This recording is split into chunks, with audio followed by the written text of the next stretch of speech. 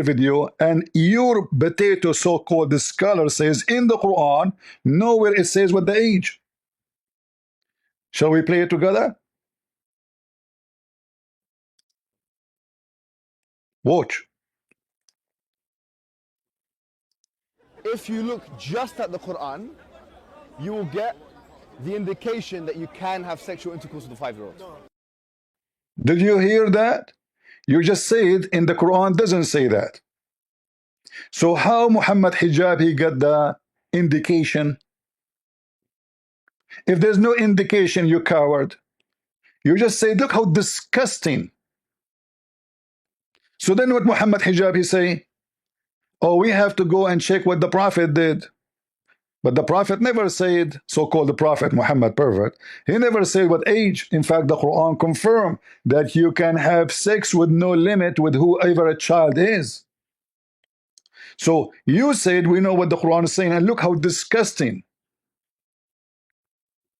And you said they are the one who claimed that it's 5 years old, and look how disgusting they are, because the Quran did not say that. We know what the Quran is saying. So how Muhammad Hijab he come to such indication? Did you hear him? That you can have sexual intercourse with a 5-year-old. The reason why it's haram to have sex on, you will get the Quran. If you look just at the Quran, you will get the indication that you can have sexual intercourse with a 5-year-old. The reason why it's haram to have sexual intercourse with a 5-year-old is not found in the Quran at all. If you just read the Quran, it is halal. It would be halal to have sexual intercourse with a 5-year-old. Chapter 65, verse 4. Allah. Thank you. Hey, see, he's a scholar. He remembered a verse in the Quran. It says it clearly, speaking about divorcing children's. And you coward son of Muta, you say to me, nowhere in the Quran have such a thing. So are you saying that Mimi Hijab, when he said the indication of the Quran, will make you believe so?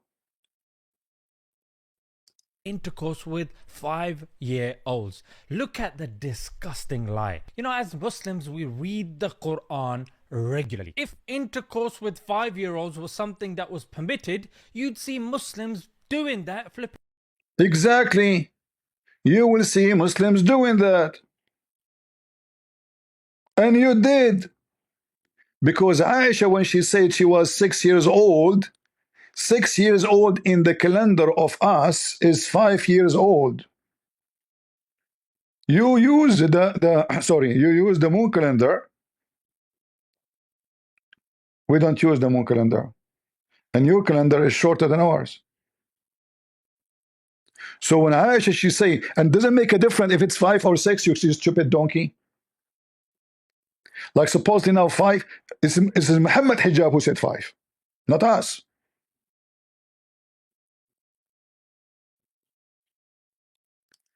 Aisha, she said.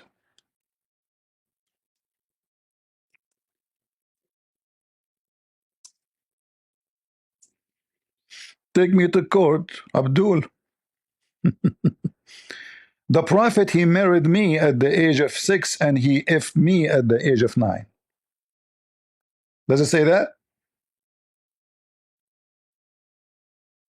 Now at the age of 9, and this is authentic, as you see, this is Al-Bukhari, this is Sahih Muslim, etc. All right? Now, how Aisha, she was ready to be effed by Muhammad. Read with me.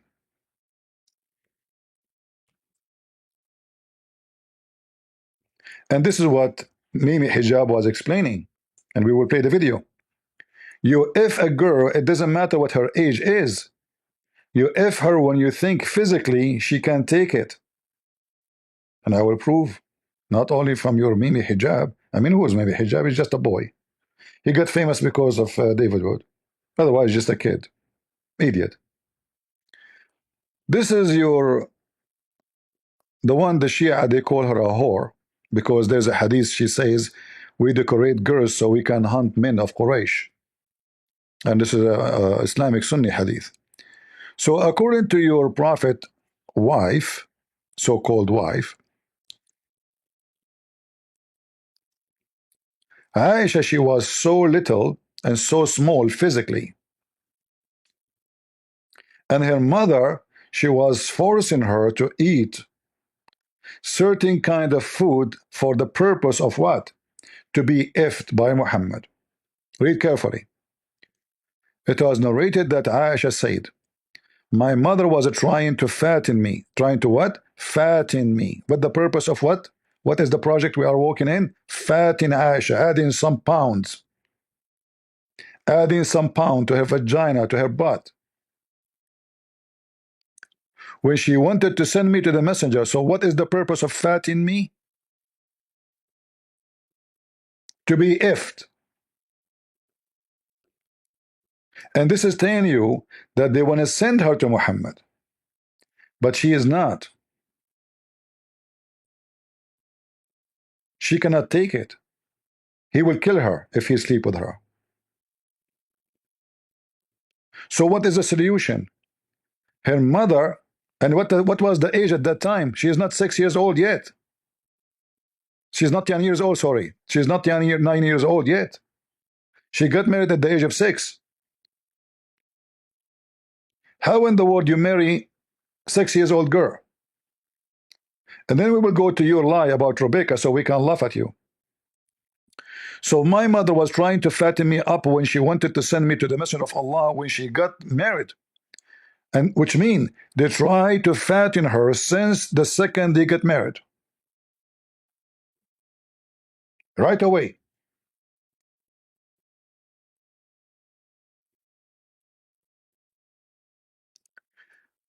But nothing worked until I ate a cucumber with wheat, and then I grow plump like the best of the plump.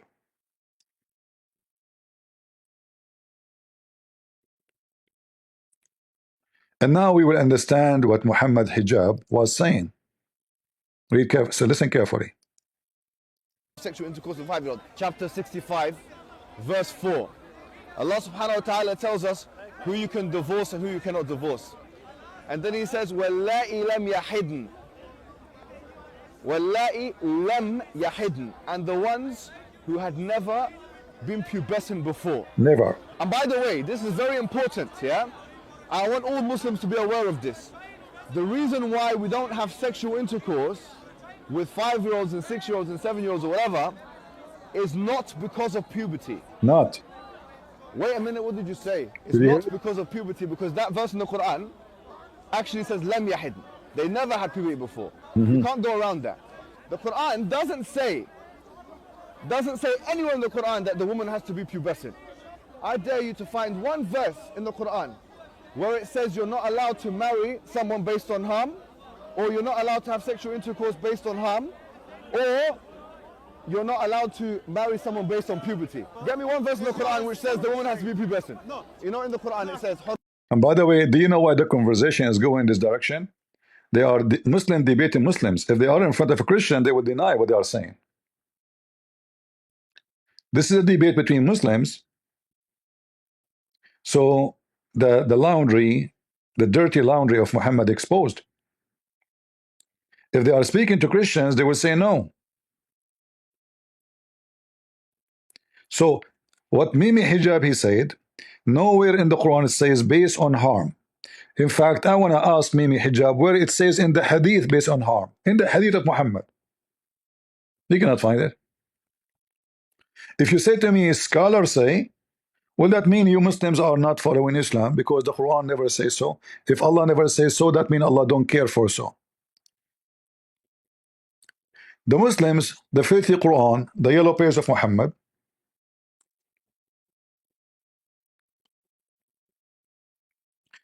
says that the kuffar is the one who follow their scholars instead of Allah and the Messiah. In fact, Mimi Hijab, when I spoke to him, the coward, he hung up on me. He asked me to read this verse, and he played my voice.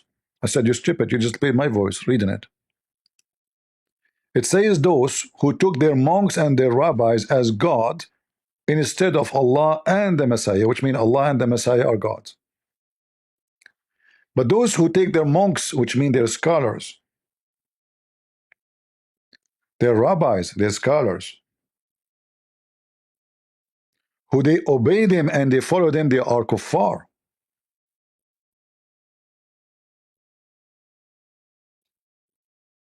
And those who follow their scholars, they are trying to mute the light of Allah.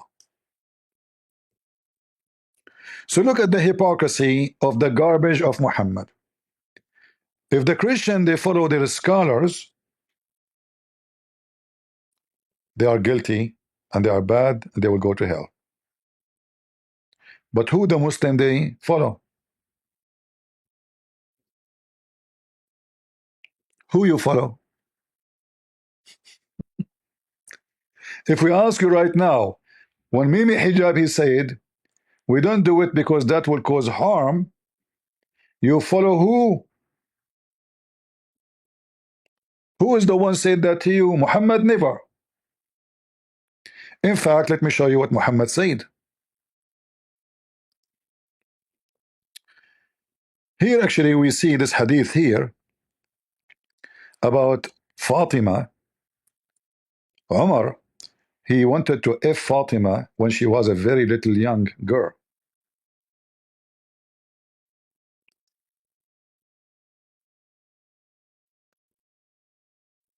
It was narrated from Abdullah ibn blah blah blah that the father, his father said, Abu Bakr and Umar, may Allah please be pleased with them, proposed marriage to Fatima.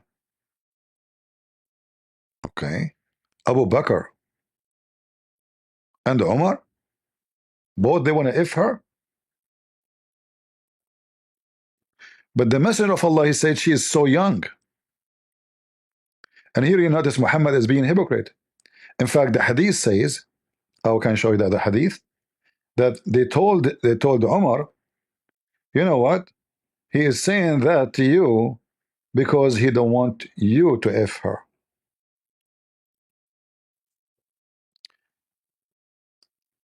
And then right away he gave her to Ali.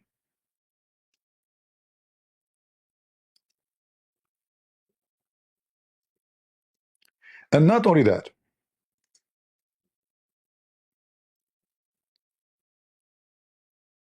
Muhammad, he told Umar, you know what? I'm going to send you Fatima, check her out. See if she is fit to F her. Okay. Because Umar accused him, you are not giving it to me because you don't want to give it to me. You know?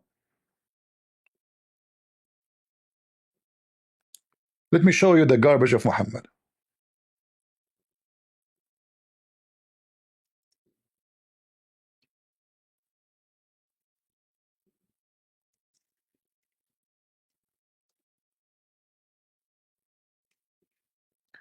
Abdul, we have all your garbage here.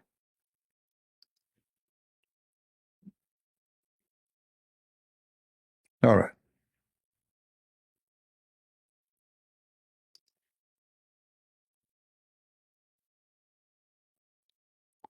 Uh,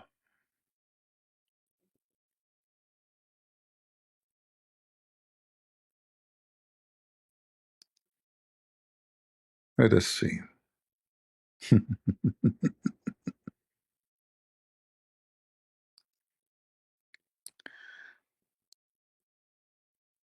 Let us get the story for you. And we don't make things up.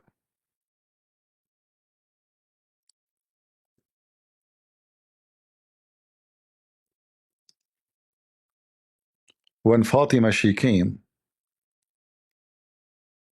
Omar he lift up her skirt to look at her vagina.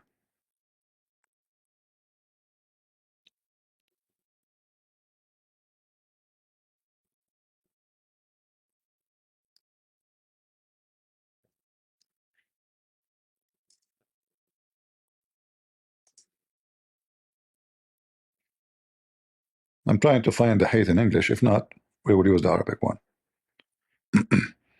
This is how pervert your religion is.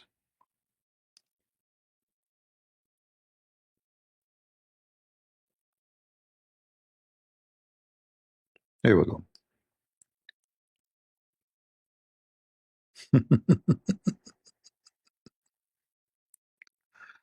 Oh boy. And I know, he will say to me, this is da'if hadith. Anything is embarrassing is da'if. Islam is da'if. Muhammad is da'if. I mean, everything is da'if, right? But in the book where it's written, never say it's da'if. This is your Islamic Sunni pervert scholar. This is a scholar, not Mimi Hijab, you coward. Mimi Hijab is a scholar now.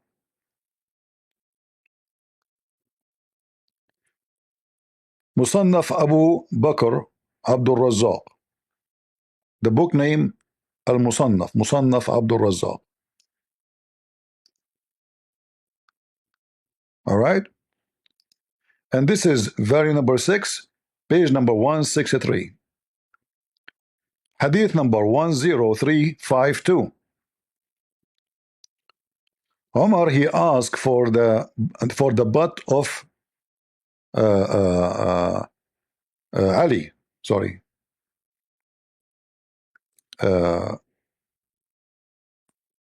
He asked for her hand.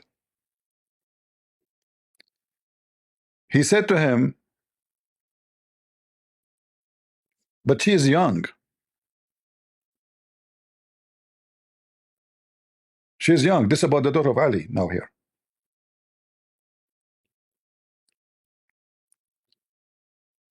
She's young.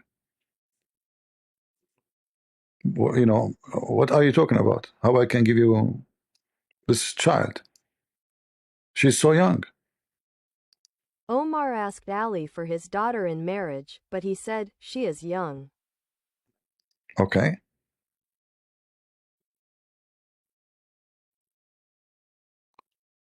And then it mentioned to Omar that he is trying to use as an excuse because he don't want you to have her. Speak to him again. It was said to Omar, he only wants to prevent her. He said, so speak to him, and Ali said. So they said to him, he's trying to prevent you from effing her. Is this an excuse? Since when? We Muslims don't F little girls. So Ali said, okay, I'm going to send her to you. If you think she is fit to be your wife, it's up to you. All right? Ali said, I will send her to you, and if you are satisfied, she is your wife. So remember, this is Ali and his daughter. And if I make a mistake in the beginning, I said Muhammad, you know, this is Ali. So, okay, I will send it to you. If you like her, this is the same, you know, like second day. This is not next 10 years after, you know. What Omar, he said when she arrived to his home. So Ali, he sent her to him. And then Omar, he lift up her skirt to check her body. And then she screamed at him, little kid. She said to him, if you are not the caliphate, I will cut your neck.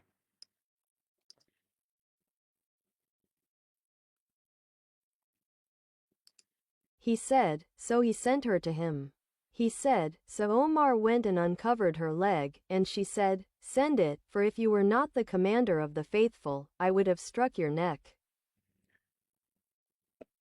Was she 6 years old, 7 years old, 5 years old, 2 years old? Nobody knows. But obviously the conversation all is about little child.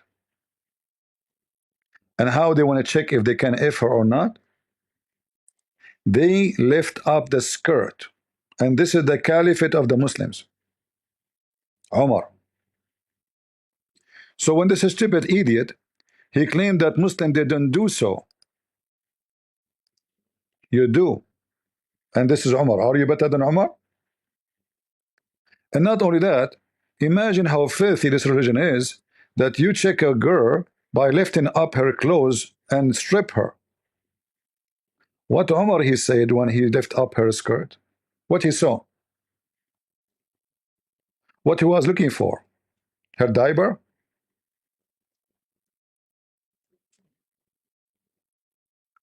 Are we done? No. We did not even start yet.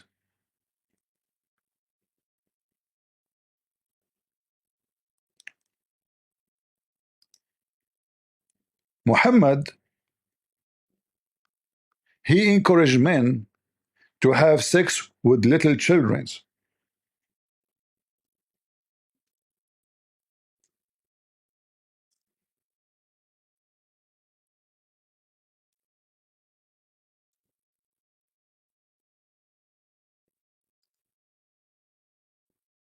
And how we can prove that those are little, very little? There's no age, no limit. So this is the story, and this is Sahih Bukhari and Sahih Muslim, as you see, and all of this is authentic. All of this is authentic.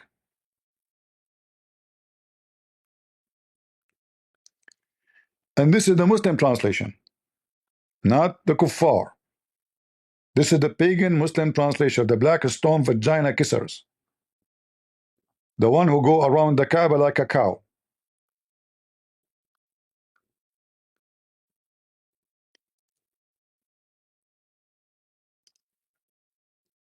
Let us read the shortest hadith of them. And this is Bukhari. My father died and left 7 or 9 girls. Left what? 7 or 9 girls. This guy, he just have girls? Okay. And I married a matron. Allah Messenger said to me, "O Jabir, have you married?" I said, "Yes." He said, "A virgin or a matron?" Here the word virgin is a false translation.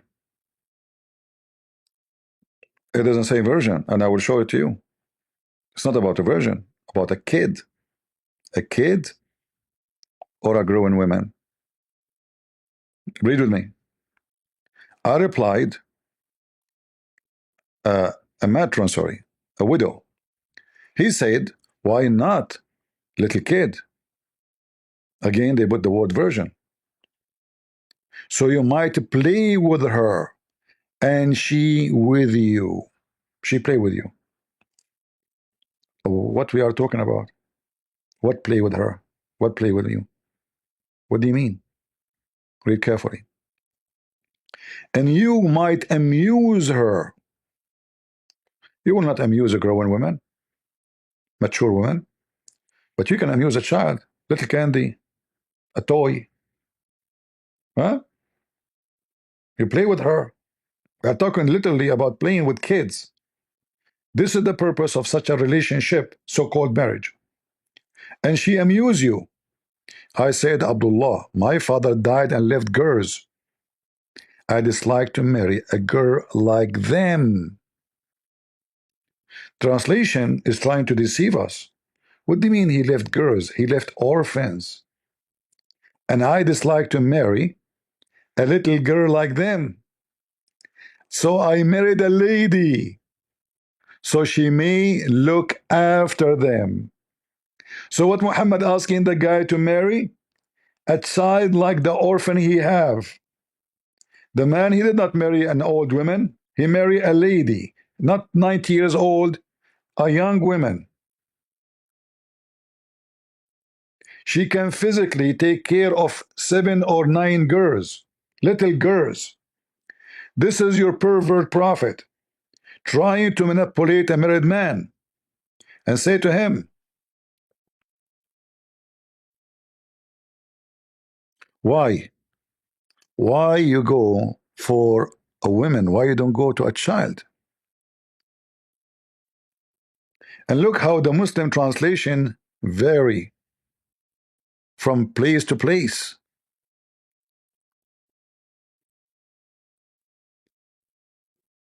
Here as an example, they say younger. Other place, the younger is gone. This is Sahih Muslim, authentic hadith. Why you don't marry a young girl? Not only a girl, because the word girl by itself is mean young. We are talking about a very young Jariya. So you could sport with her, and she could sport with you. Pervert. This is why pedophiles, they enjoy relationship with the children's. Sorry, my voice, I spoke to for many hours yesterday, and you know, I'm losing my voice. How disgusting, Abdul said in the video. We Muslims, we know the Quran, we read the Quran frequently, brother. First of all, look how filthy Muhammad is. Is the man complaining? No. Is he unhappy with his marriage? No. Why trying to persuade a man already married to go after little children's? What do you think if somebody saw your son-in-law going home and he say, hey, why you marry someone she is 20 years old? Why you don't go and get someone she is 7, 5, 3 years old? She will amuse you. She will be like a little puppy, like a cat, you know, little cat, kitten. Why you want to go to the cat when you can get the kitten? They are more fun. This is exactly what pedophile is about. And then the story here proved that Muhammad is a clearly pervert, because he's trying to manipulate the man to go after children when he never complained. And then he said to him, refuting his pedophile mind. So he said that my brother or my father, he died in Uhud, is a murderer for the sake of Allah, for your sake. And he left 9 or 7 daughters behind him. I therefore did not approve the idea that I should bring a girl like them. A girl like them. But I prefer to bring a woman who should look after them and teach them good manner. Muhammad here, he felt like, oh, he got me busted. Is that the wise prophet?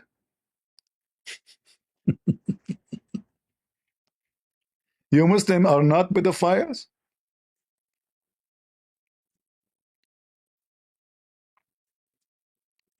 What the age of those 9 girls? Guys, just think about it carefully.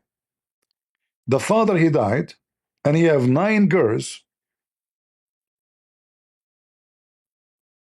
and all of them, they are too young. So if we assume that this guy was having a child once every 9 months, once a year, that means the oldest is 9. The youngest is 9 months. Or maybe one day. Right? He said 9 daughters or 7, he's not sure, which is weird. So all those are little children's.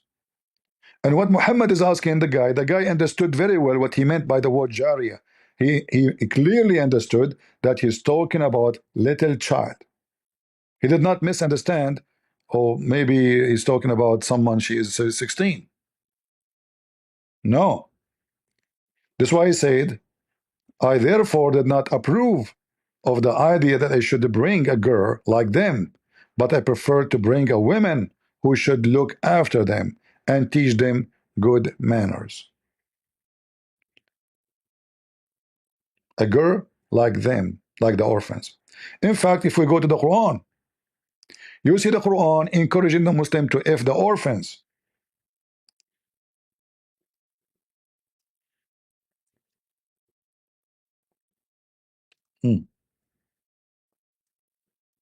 The orphans. When you go to chapter 4, verse number 23 and 24, you can read them.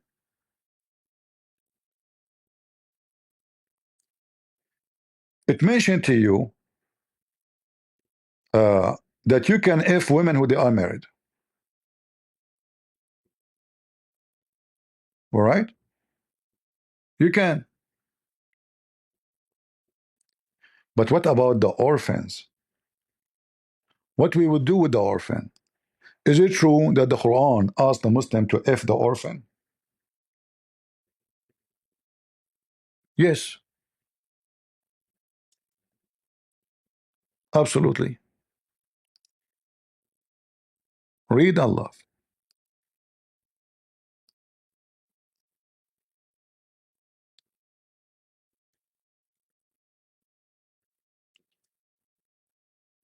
So the Muslim cannot do charity to an orphan without effing the orphan. Is that right? Read carefully. Chapter 4, verse number 3. And if you are not be able to deal justly with the orphans, girls. What he's talking about? He's talking about effing them. So if you cannot if the orphan girls and be just to them when you if them, which means you feed them like a goat. That's what justly in Islam. The man's duty is to provide shelter and food. But you know, people provide shelter and food for dogs too, and cats. In America, if you don't feed your dog, you can stay in jail for a couple of years. Same for animals, any animals. If they found you having a dog and the dog is dying from hunger, you are in big trouble. So if you fear that you cannot be able to deal justly with effing the orphans, then go and if other kind of women, other females. Read it, it's in front of you. And the funny here, it says marry, when the Arabic says fankahu, which means F them. The Muslim says that the word nakaha mean marriage. And by the way, if you don't believe me, you can open the interpretation for this verse. Don't listen to Christian Prince. Open the interpretation and read it. It's about effing orphans, little children. What is the age? Nobody knows. No age. Any orphan. In fact, I can show you from your Islamic books you covered that you can if anyone who physically can do it. Physically. Has nothing to do with age. In fact, this is what Mimi Hijab in the video was saying. Yeah, that's what he said. It's about being physically fit. It's not about the age. Who cares about the age? Nowhere in the Quran mentioned the age. And not in the Hadith too. I challenge any Muslim to show me where Muhammad is say you if somebody and the age of etc.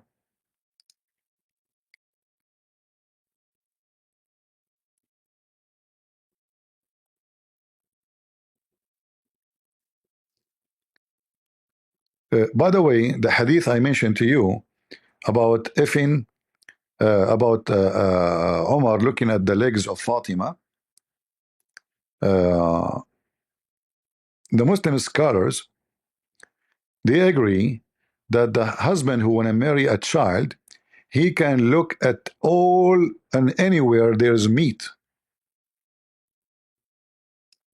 Anywhere there is meat.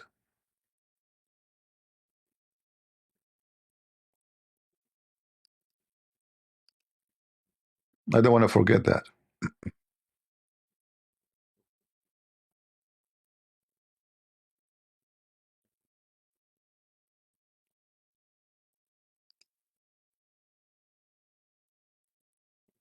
And I can give you the reference with no mercy. Uh,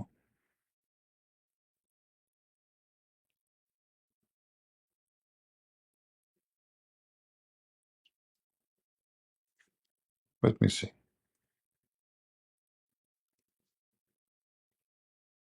You have to look anywhere. They say to you hijab and burqa. It turned to be you can, before you F a girl, little girl, you have the right to check her butt and her vagina.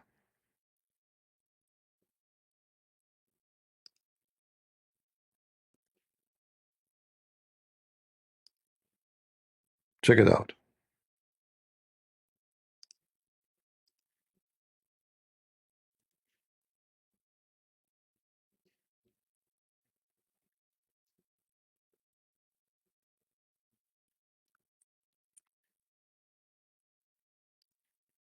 And this is how Islam is. Everyone here could give a different answer, Like here they are disagreeing and agreeing like what we can look at. Okay, Omar, he looked at her, he lift the skirt, but didn't say he look at what exactly. But what when you lift a skirt of someone, she is not even her legs is not even 2 foot long. When you lift the skirt, you see what? You see all her body. So he says, Al-Uza'i, he said that you can look at the meat and all her body. Al-Azai said, he looks at the areas of flesh, and Dawud said, he looks at her entire body. Other scholars disagree.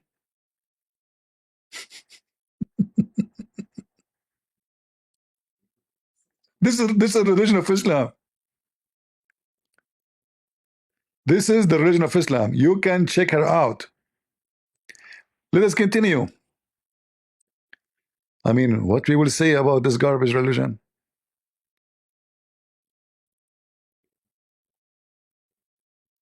Like if you go here, actually, it says you can look at the face, at the hands, at the legs. What? What? Legs? Read.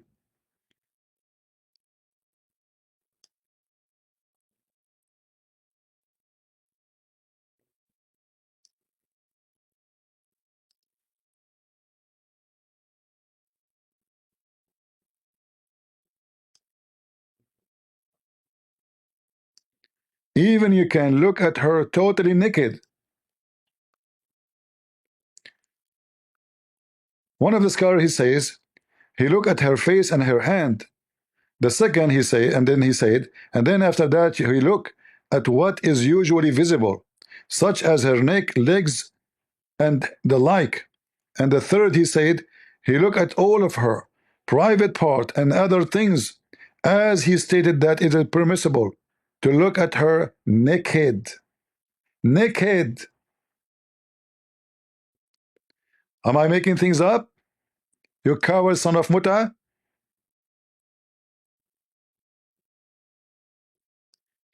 Are we making things up?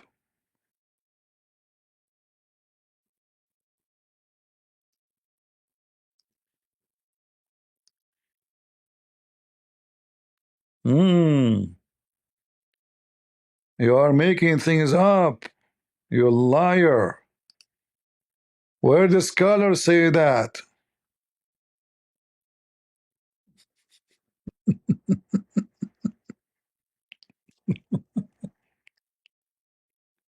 Hold on.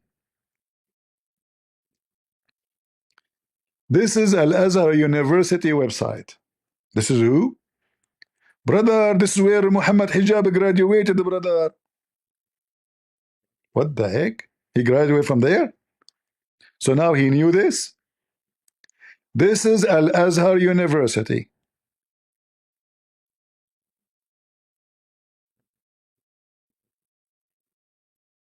Okay. What it says there? Read. Read, potato. Potato. Naked. Naked. Naked. Imam Ahmad wa Ibn al-Qayyim. Who? Imam Ahmad wa Ibn al-Qayyim. And this is the reference. In the book of Al-Muhalla li Ibn Hazm, volume 9, page number 161. It says, read carefully,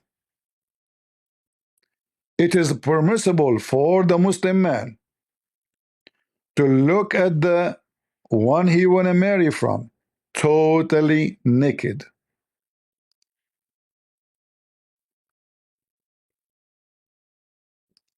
Ibn al-Qayyim stated that Imam Ahmad stated in a narration that it is permissible to look at a naked woman. See Al-Muhalla by Ibn Hazm, 9/161, Dar al-Fikr ed. What the heck?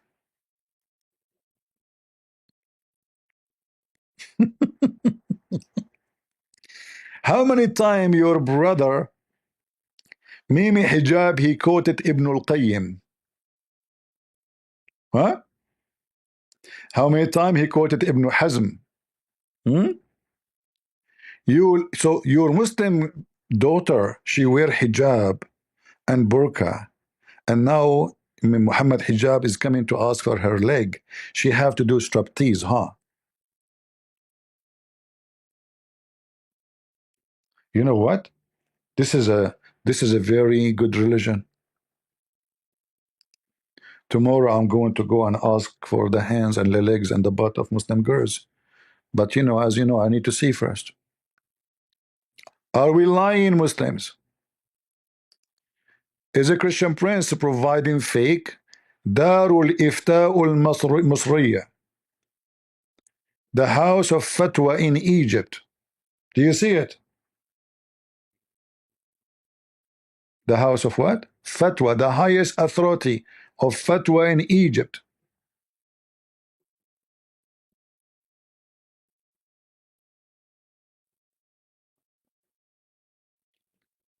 Potato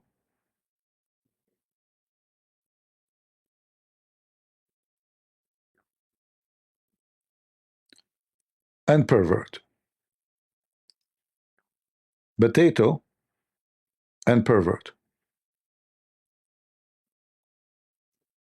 Are we done? No, I wish. Seriously, I wish. We did not even start yet. I'm going to flood you with your poo. Muslims, you are talking to Christian prince. This is why all of you avoid debating me. This is why. Okay. Forget about this and forget about that.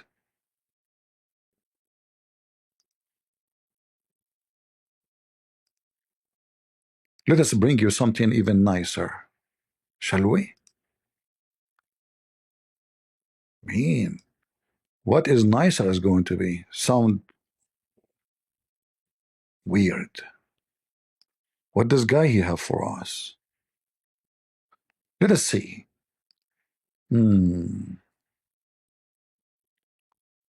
Let us see. Let us see. Let us see where we will go.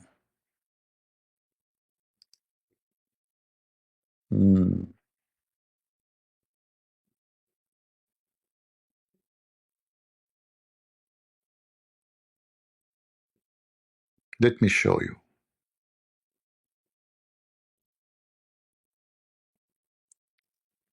Are you ready?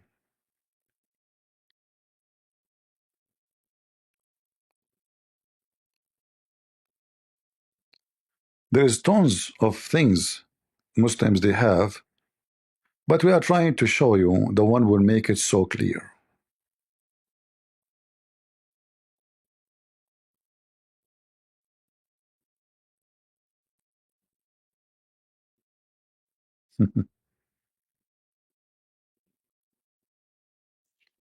Read carefully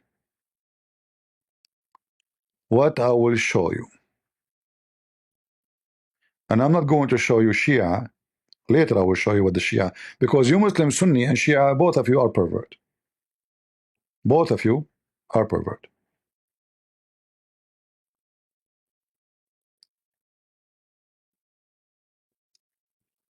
Because you might be a Shia, you attack the Sunni, you might be a Sunni, attack the Shia, thinking that you are better than them. Right?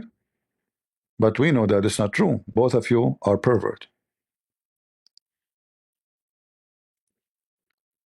Read with me again. What is the age of a girl you can enjoy her? What about an infant? What? Infant. Can a Muslim marry an infant? Read the title, guys, of the study and the article. The website is The Way to Islam. What is the name of the website? Islamway.net. May Allah bless you, brother. What is the name of the title?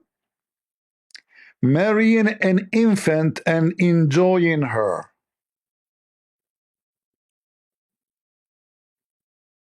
marrying and enjoying a baby girl.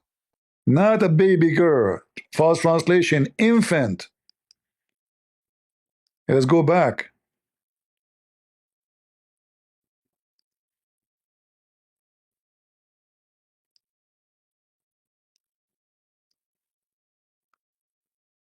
False translation again, Radia. Radia is coming from the one is suckling girl. From Radia. Remember the chapter about in the Quran, which is the goat ate, which is the breastfeeding for adult. In Arabic, it's called irda'ul kabir, suckling. That one for suckling an adult man. Muslim women, she gave her boobs and her nipples, and he suckled her. And this was a verse in the Quran, the goat ate. May Allah bless that goat. So here the discussion is about the difference between the Sunni and the Shia. The Shia, they agree with no question that you can have sexual enjoyment with the infant, and we will show you that. Now the Muslim Sunni, they're trying to respond to that. Is it true? Are they right? Are they wrong? You will find that the whole study confirmed that there's no age for whatever.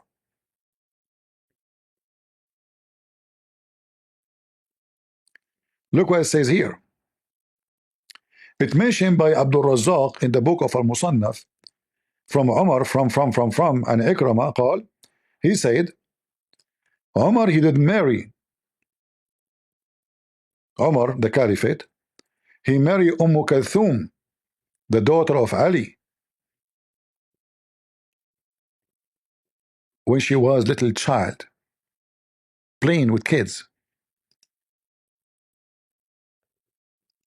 He said, Umar ibn al-Khattab, may God be pleased with him, married Kulthum, daughter of Ali ibn Abi Talib, while she was a slave girl who played with the slave girls. The word slave here is a false translation. She is little girl, little child. A runner, Jariya, a runner. It can come as a slave too, as another meaning. A runner, a playground girl. All right, little child playing in the street. So this is Omar. We showed you he asked for the hand of Fatima. He did not give her to him.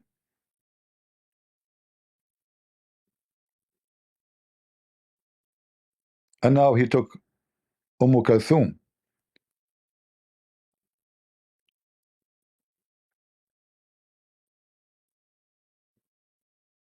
In the book of Ash-Shawkani, it says, in the book it's called the Nile, it says that all of them, they agree that it's allowed to the father to marry his little daughter, which is still never get married before, you know, even if someone like her cannot be ifed, even if she don't fit. Read carefully. They agreed that it is permissible for a father to marry off his young virgin daughter, even if she is not someone like him who can be had intercourse with. Again, translation is not accurate. So it's allowed for a Muslim man to marry his daughter, even though the word marriage here is used in nikah, which is not really a word for marriage. But the Muslim, they claim it's for nikah, mean to if. Nikah in Arabic mean two things going inside each other. Literally intercourse. Tanakahatul ashjar. The branches of the tree, they go through each other, like two trees next to each other. The wind shake them. So this is nikah. Branches go inside each other. This is why Muhammad says, when a woman she have her menstruation, do with them everything except nikah. افعلوا كل شيء إلا النكاح. Do everything with them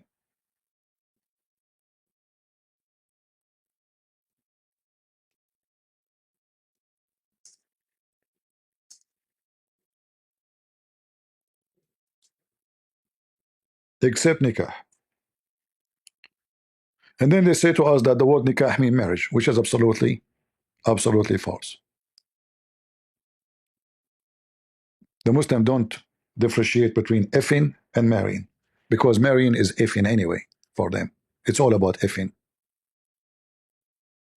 So if we go here in the hadith, you will see Muhammad saying, when your wife, even, you know, doesn't matter her age,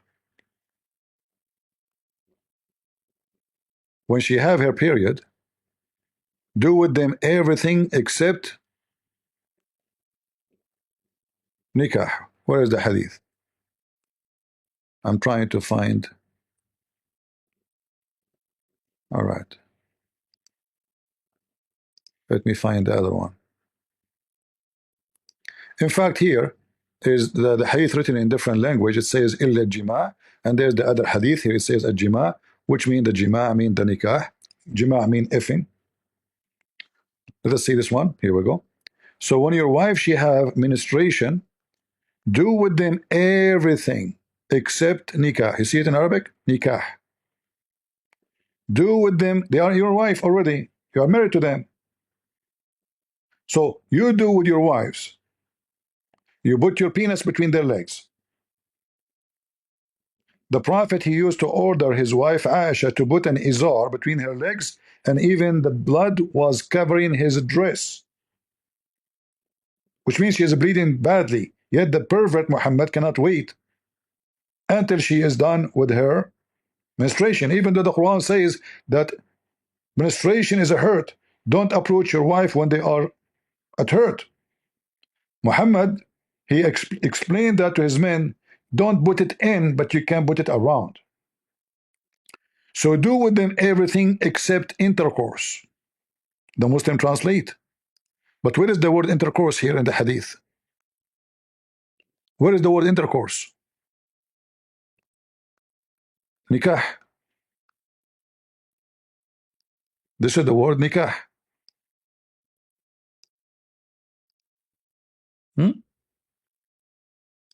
النكاح. Do everything except nikah. Do with your women everything except nikah. We continue. We are not done. The disaster continue. So you can, if you can marry your daughter to anyone you wish without her permission, because she don't understand even what marriage is. Even if she is not qualified to be effed, and we show you the reference. And here they say it's not for the father to force his daughter to get married if she is mature.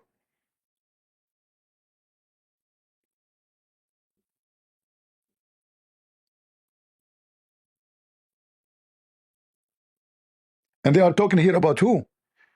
The father or the grandfather. They are going like, okay, what if she have no father? Her father, he passed away. What if she have a grandfather?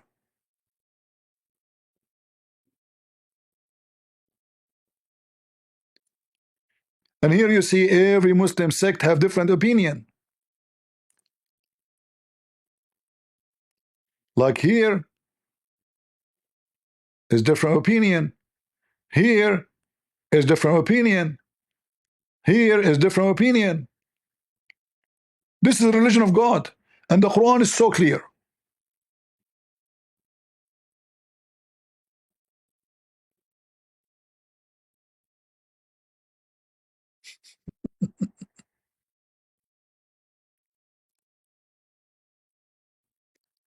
We continue.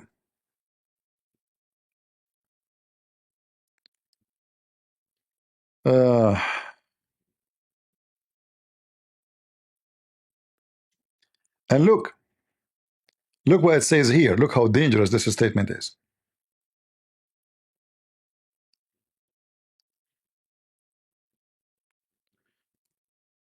Oh, the audio will not work. Let me cut it pieces to make. Actually, I can do that if I open different page. Hold on.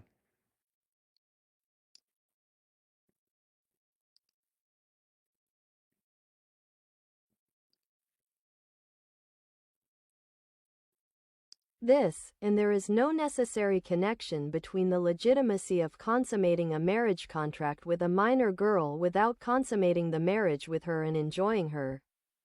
The Sunnis have agreed unanimously on the prohibition of enjoying one who is not able to do so until she grows up, let alone an infant.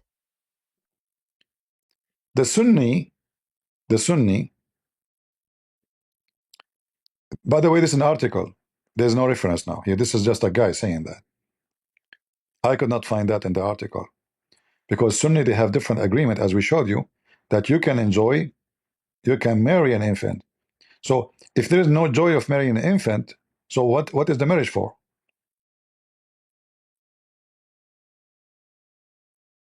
What is the marriage for? It's an infant. So here it says there's no connection, and look how stupid they are. They just said in the first line that there's no connection between what is legal and not legal if she because of her age, which means if you marry an infant, you can, but don't enjoy the infant in sex. This is what they're saying. They are not saying you cannot marry an infant. They are saying you can marry an infant, but sexual enjoyment you should not do. And we're talking about infant. Imagine how filthy they are. How in the world those people are discussing sex with infant if they are not pervert? Why even this is a topic to discuss? Unless you are a sick bastard.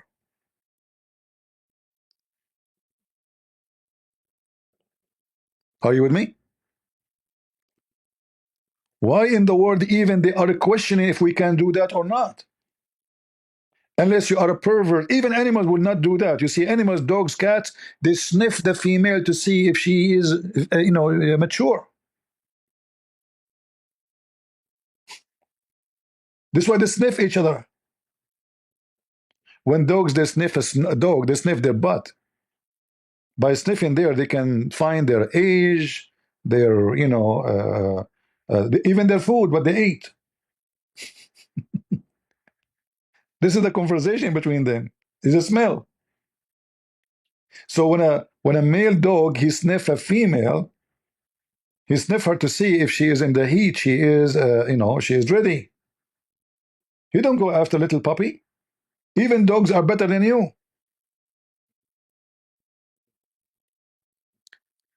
In fact,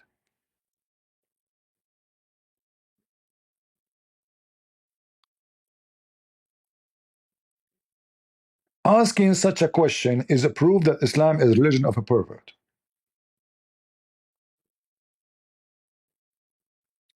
A normal human being will not even think about such a question for a second. Why I want to think about it? How even this question come to my mind?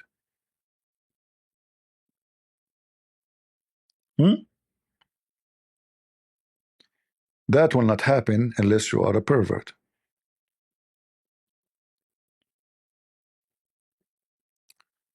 We know that Aisha,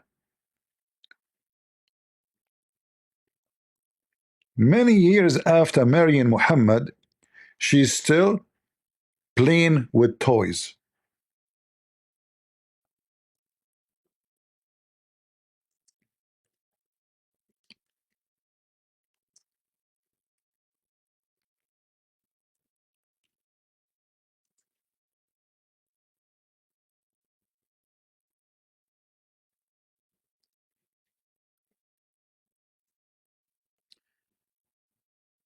Let us see together.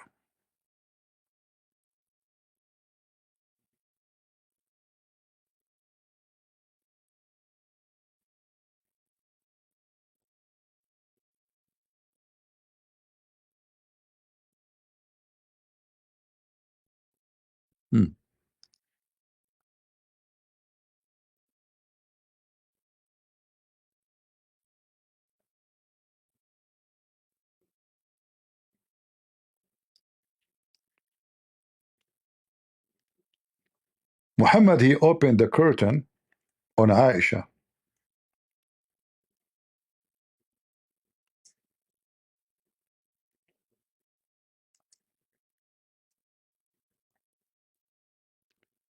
He found her playing with some Barbies, the old style Barbies.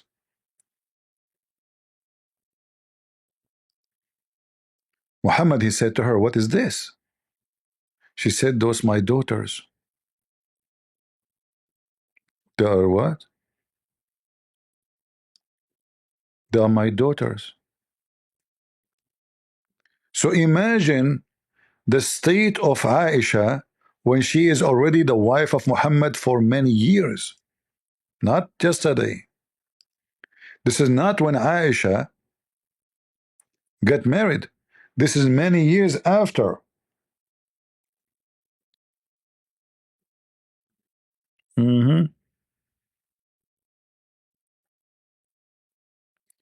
They did not translate the hadith. Look, look, look. There's no translation. No translation. It's gone. Let us see different place. The translation is false. It doesn't say dolls. It doesn't say dolls. She's calling her dolls daughters, girls. Bilbanat.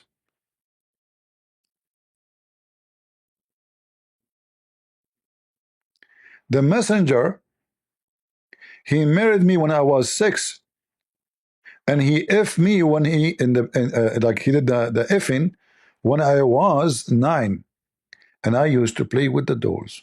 The Muslim translation. Sahih. What else? Are we done? No.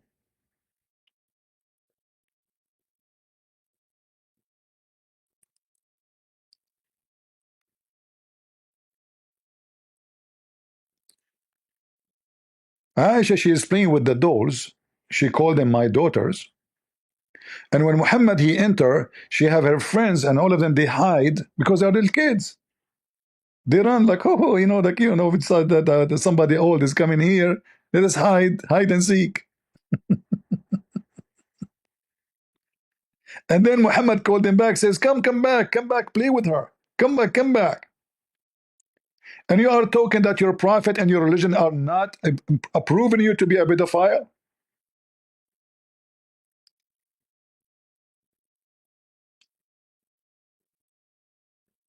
Look how many hadith. All of those. Even Aisha, she used to play with boys. Why she is allowed to play with boys? Huh? The Muslim did not translate the hadith. Look, there's no translation. They do it on purpose, by the way. They avoid anything will be bad. كنت ألعب مع الصبيان. I used to play with the boys, little boys.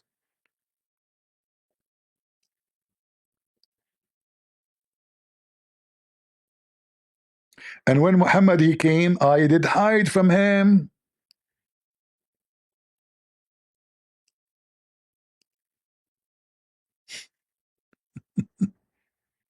Little child.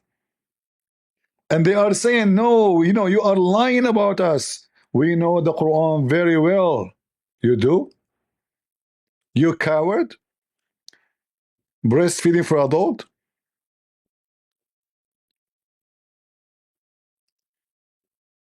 If we go to the Shia books, we will find the same garbage.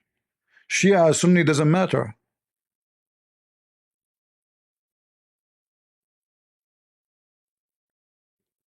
It doesn't matter. In fact, all the Muslim Sunni,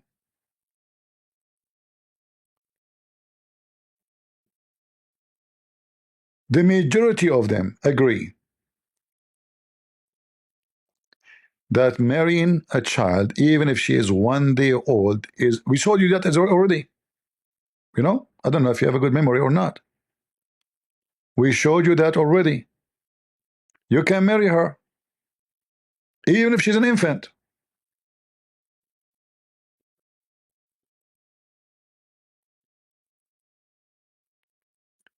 What the Sunnis say, we don't agree with the Shia that we should enjoy sexually the infant.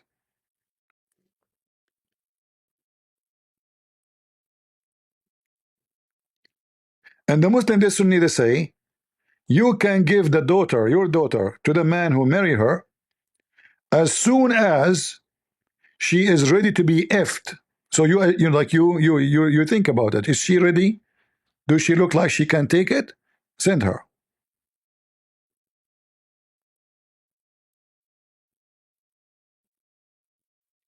Ibn Qudama said, it is possible to if a little one, and that depend in her situation and ability to handle it. And he said, and that can be for little one, she can handle it, and maybe older, she cannot handle it.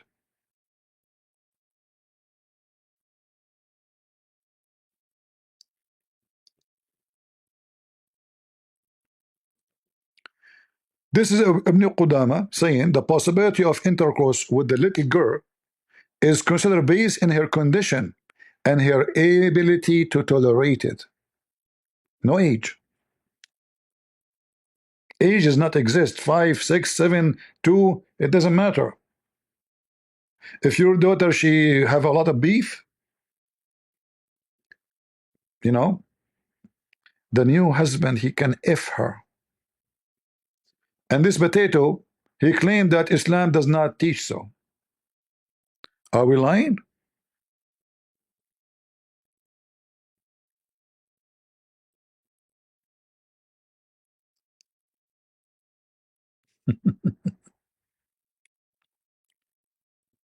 This is your garbage in front of you.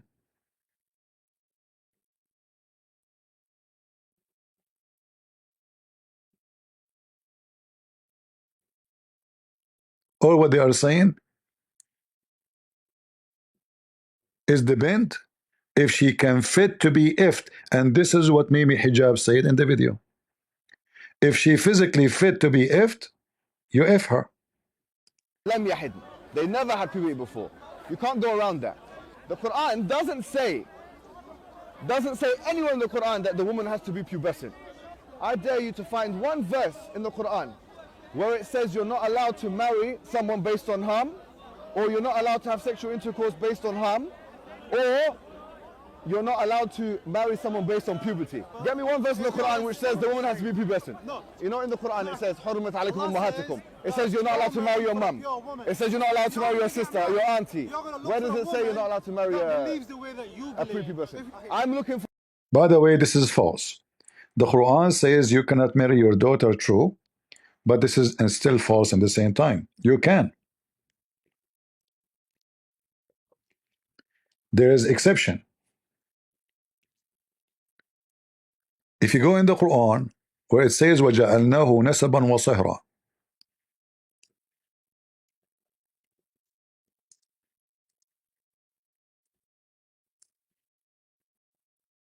chapter 25, verse number 54.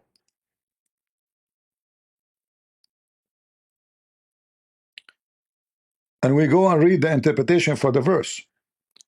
Right away, in a few seconds, we will find that a Muslim man, he can if his daughter, if she is a daughter from wedlock, not from marriage, which means from fornication. He can. It's not forbidden for a Muslim to if his daughter and the mother of his daughter. Are we lying, Muslims? No, we are not. This is the official government website of the Kingdom of Saudi Arabia.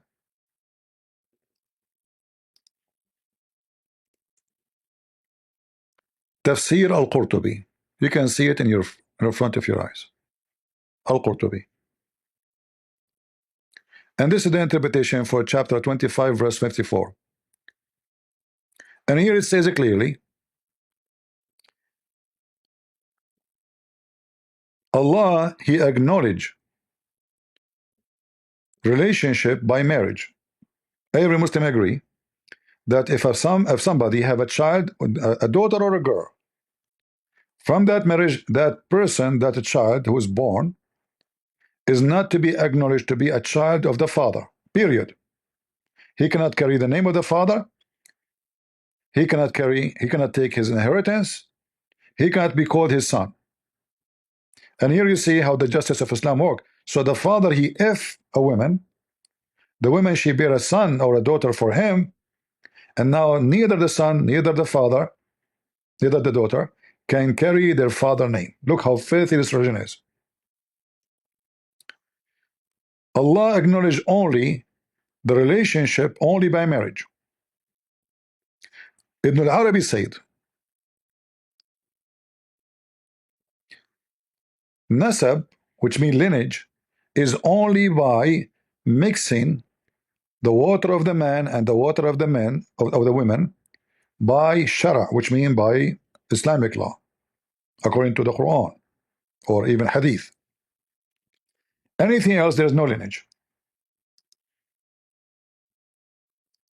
Ibn al-Arabi said, lineage is the mixing of water between the male and female according to Islamic law. So what if there is a relationship without marriage?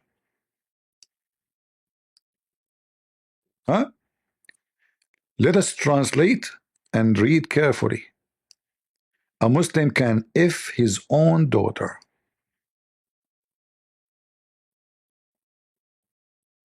If it was due to disobedience, then it was an absolute creation and not a confirmed lineage. Therefore, his daughter from fornication is not included under his statement.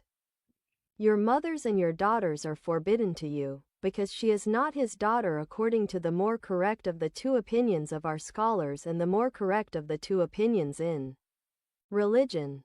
If it is not a lineage according to the Sharia, then there is no marriage according to the Sharia. So fornication does not prohibit the daughter of a mother or the mother of a daughter.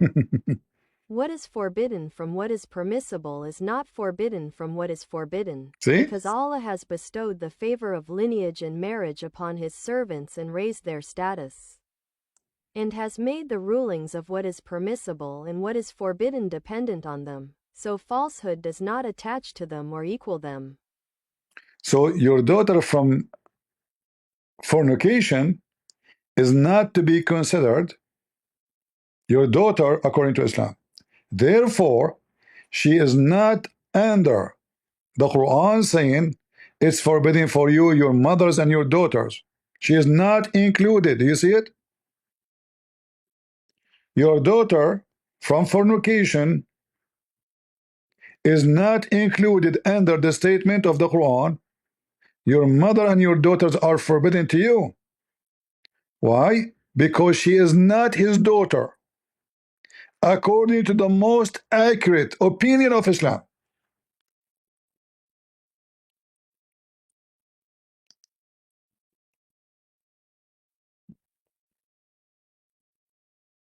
Can you be more pervert than this? You want the link? Okay, here we go. No problem.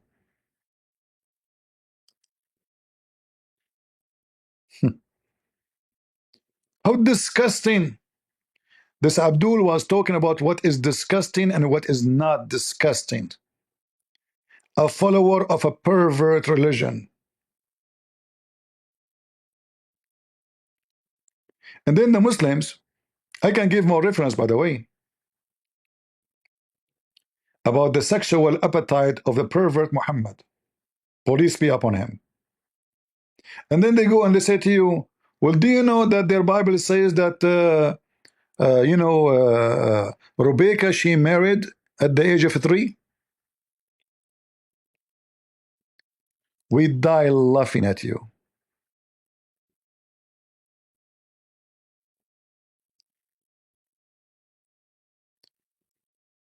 The idea of the Muslims is the following. What about we make someone else beside Muhammad the pervert?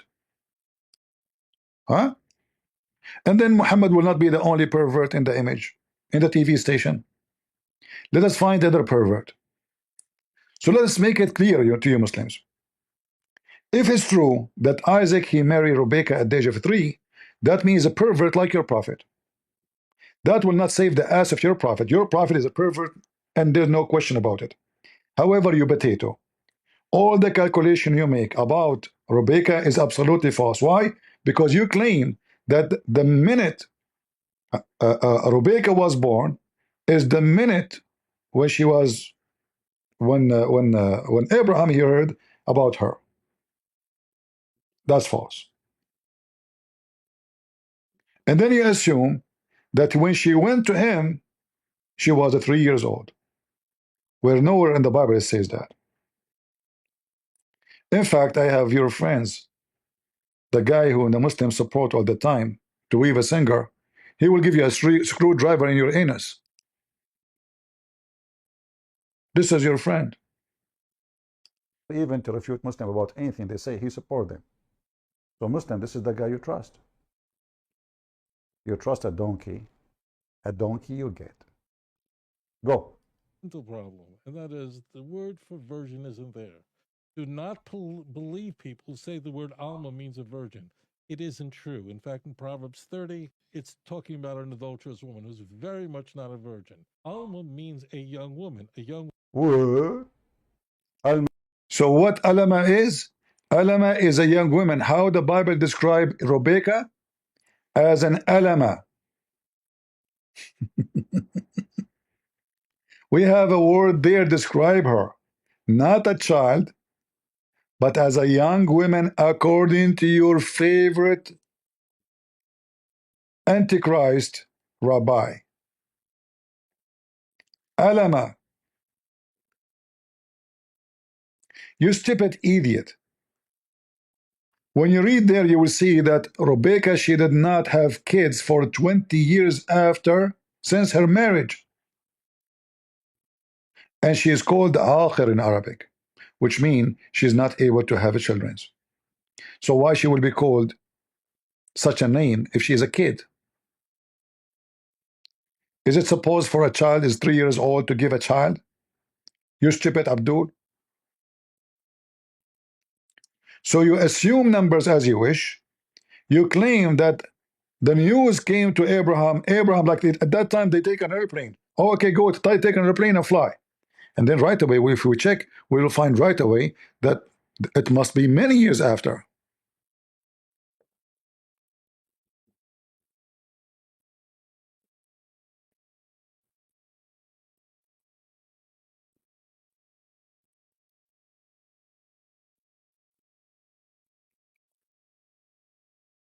We laugh at you. You, Abdul, are so stupid and so dumb.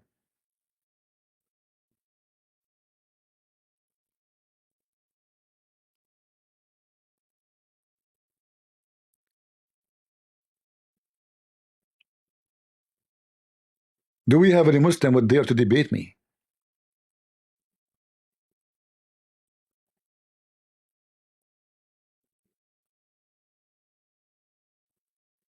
Huh?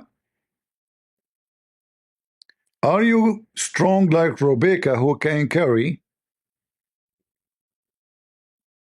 a container of water, have 20 liters of water on your shoulder?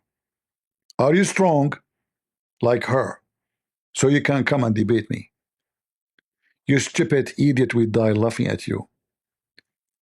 A girl, she is 3 years old, she is carrying a container, have a 20 liter, and then she did water 15 or all the camels the guy he have.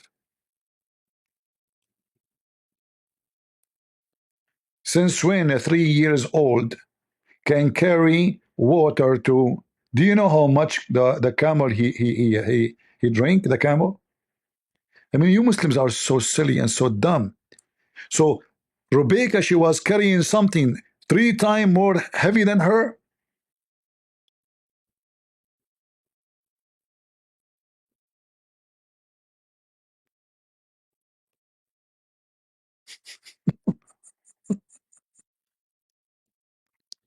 The container alone, by the way, without the water, is going to be heavier than her.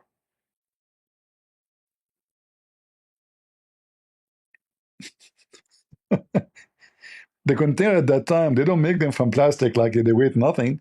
They make them from a clay. Clay.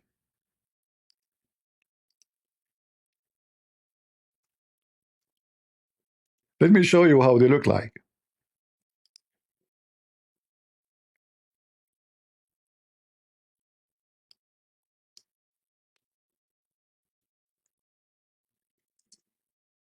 I'll try to find an image with the women carrying one, so you can compare, because if it's a picture only, you will not be able to understand what is really the size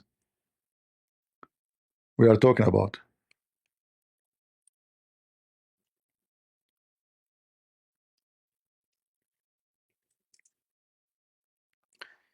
They are desperate, my friend. They are desperate.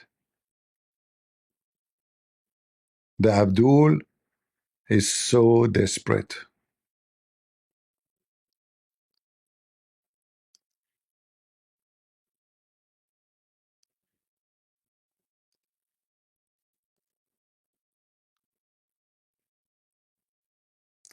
And you know what? I'm going to show it to you from Muslims post, not from Christian post.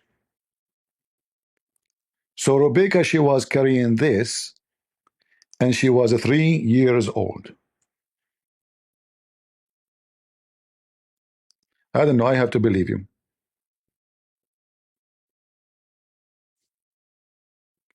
I have to.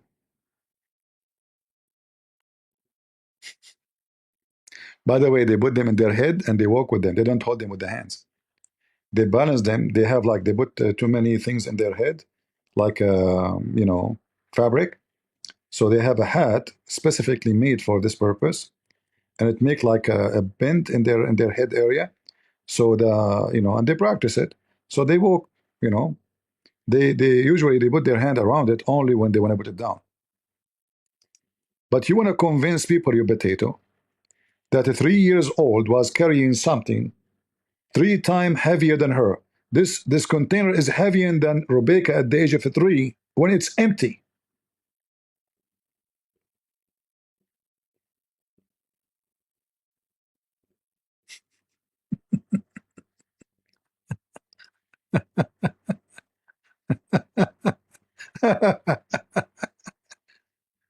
Anyway, desperate measure when we have a desperate time, and we Muslims are desperate. Our prophet, our books proving that Islam is the religion of pervert. So how we can cover the pervert Muhammad? We have to make everybody a pervert like him. Yeah, actually, I think the movie of Superman taken from the story of Rebecca. And the funny is, the Muslim, they refuse anything the rabbi says, and if there's a rabbi, he says something agree with their agenda, right away, this rabbi, he said that. This rabbi, he said that. You stupid idiot. This rabbi followed the Talmud. The Talmud is full of sick stuff. In fact, your prophet, he followed the Talmud. And we can show you tons of, as an example, where we can find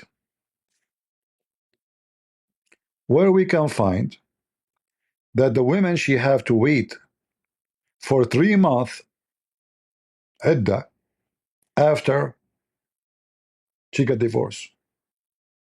Is that in the Old Testament? No. This is in the Talmud.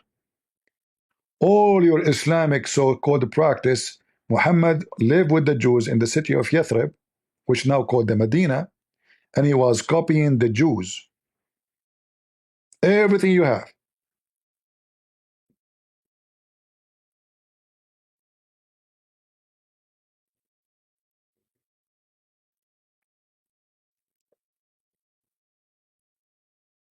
Do we have any Abdul?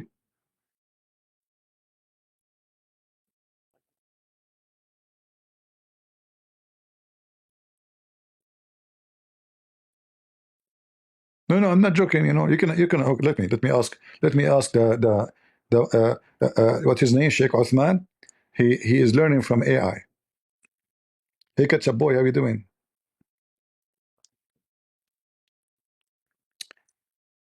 Is it in the Old Testament or in the Talmud? It mentioned that the woman, when she got divorced, she have to wait for 90 days after she got divorced before she got married again. That requirement is found in the Talmud, not the Old Testament. The Talmudic law states a woman must wait 90 days after a divorce before remarrying to ensure the paternity of any potential child. This waiting period is known as iddah in Islamic law, which is a similar concept but not the same. See? Talmud boy. Your Muhammad is a Talmud boy.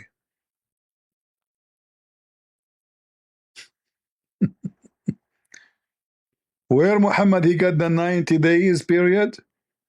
From the Talmud.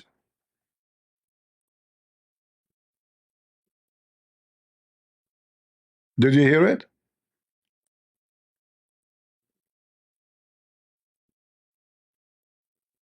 You don't follow Musa's, you follow the rabbi. And those rabbi, they have a lot of pervert stuff. And the Talmud is full of fiction stories. Actually, most of the stories of Muhammad are taken from the Talmud. Many of it.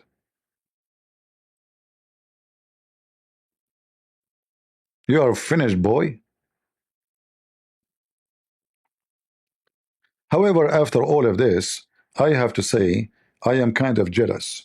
I want to convert to Islam for some time, so I can take women, Muslim women, to the hotel, give them a hamburger, and then halal, halal burger, halal, halal.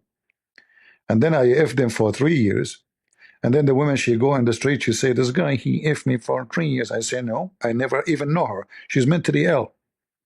And then I will fabricate Photoshop what's up about her. And then I will gang the Dawah boys to support me. Because we are a gang, we are Muslim gangs against even Muslim women. And then we claim that we have a scholar.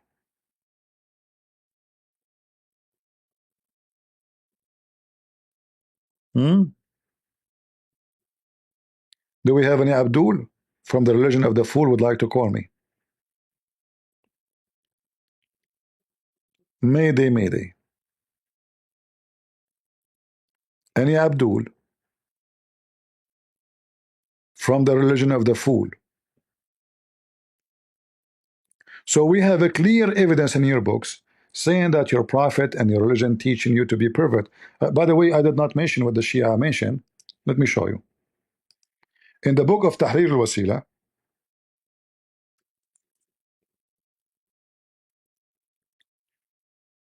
the Khomeini, the founder of the new Islamic State of Iran,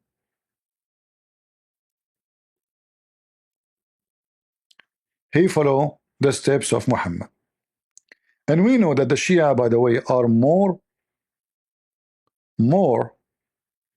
true practicing, like sect than Muslim Sunni.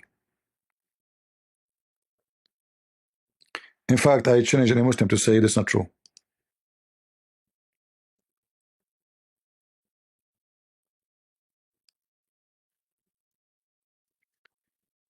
This is the book of Tahrir al-Wasila.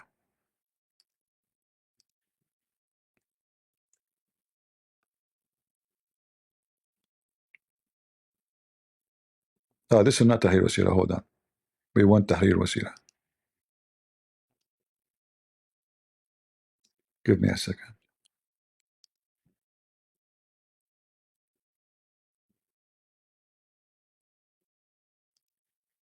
This is the book of Al-Khomeini. I prefer to give you the Khomeini book, not other book.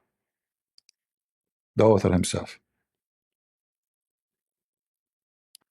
So this is the book of Tahrir al-Wasila by Al-Khomeini, volume number 2, page number 241, as you see in the screen.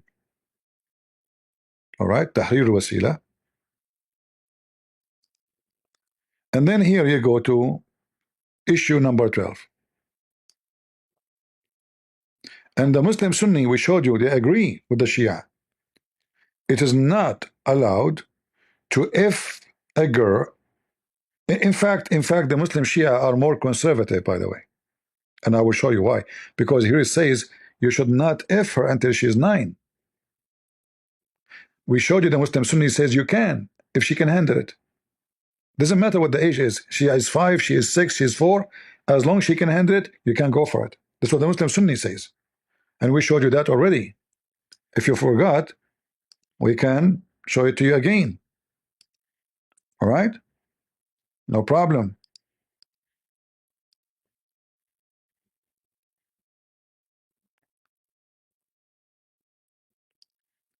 marriage.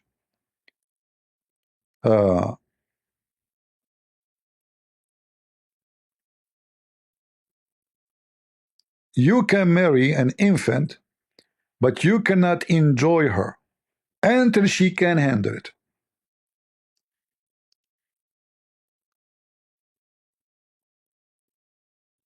Translation here is very false. There's no minor girl. In Arabic it says radi'a, infant. In fact, the last translation is correct. So you can marry her, you cannot if her until she is able to handle it. So it's forbidden for you to enjoy her sexually, the one who is not able. Do you see it? So if she is able and she is 1 day old, you do it. If she is able and she is 2 years old, you can do it. If she is able and she is 5 years, 7 years, you can do it. So what is what it's forbidden for you to practice as a Sunni? Only if she is not able to do so. So what is forbidding you from enjoying her sexually, if she is able or not? And who is the one who would decide who is able? The husband. He married her already, she is his wife.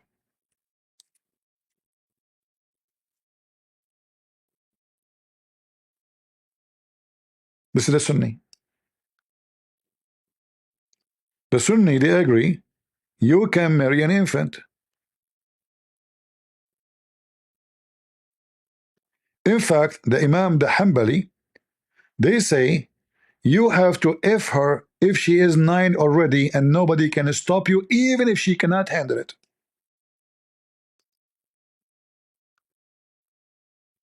Let me shorten it so we can play the audio. Here we go. Hanbalis. If the little girl reaches the age of 9, she is given to the husband, and they do not have the right to detain her after the age of 9, even if she is thin. Even if she is so small. Do you see it? So now, okay, before that day, if she can handle it, you take her. 6 years, 7 years, 5 years, no problem. However, what if she is so thin, so small? When she reach age of 9, you give her to him even if she cannot handle it no more. It's in front of you. And this is the Sunni. This is the Sunni.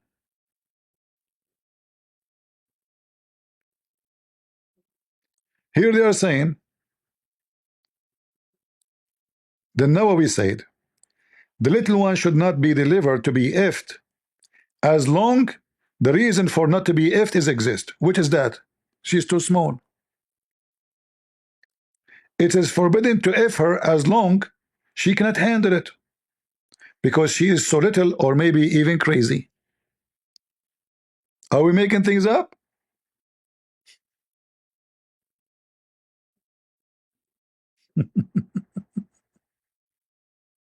She cannot tolerate intercourse. This is your religion.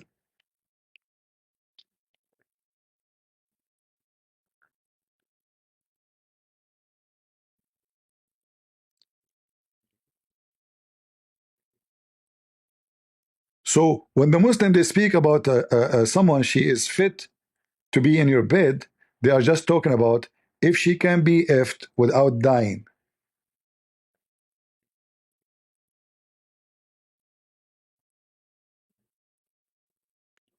The Shafi'i said the husband can if her even if she cannot handle the effing, and this is a Muslim Sunni.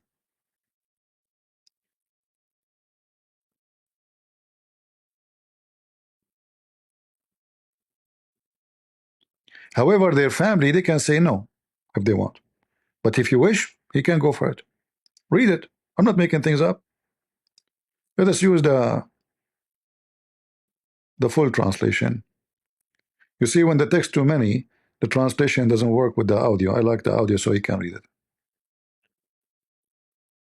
Al-Shafi'i said, if she is close to puberty and is large enough to tolerate intercourse, then her husband may have intercourse with her. But if she is not able to tolerate intercourse, then her family may prevent her from the husband until she is able to tolerate intercourse. The word puberty does not exist here. It says balagat, which means reach. When reach, large enough. The translation is false. So when she reach, if she is close to be large enough to tolerate intercourse, then her husband may have intercourse with her. But if she is not able to tolerate intercourse, then her family may prevent her from the husband until she is able to. May. All right. In fact, it says it is permissible for her husband to do intercourse with her even if she don't fit. Read carefully.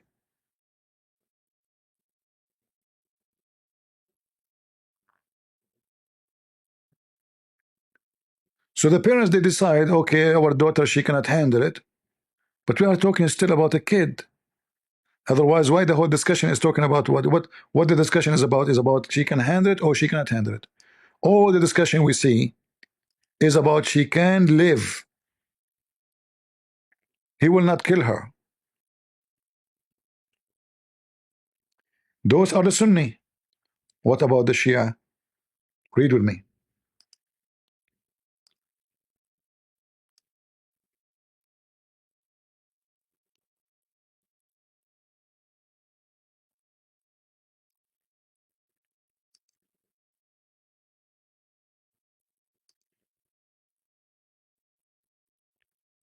Question 12. It is not permissible to have intercourse with a wife before she completes 9 years of age, whether the marriage is permanent or temporary. As for other forms of pleasure, such as touching with lust, embracing, and thighing, there is nothing wrong with them, even with a baby girl. Even with the infant.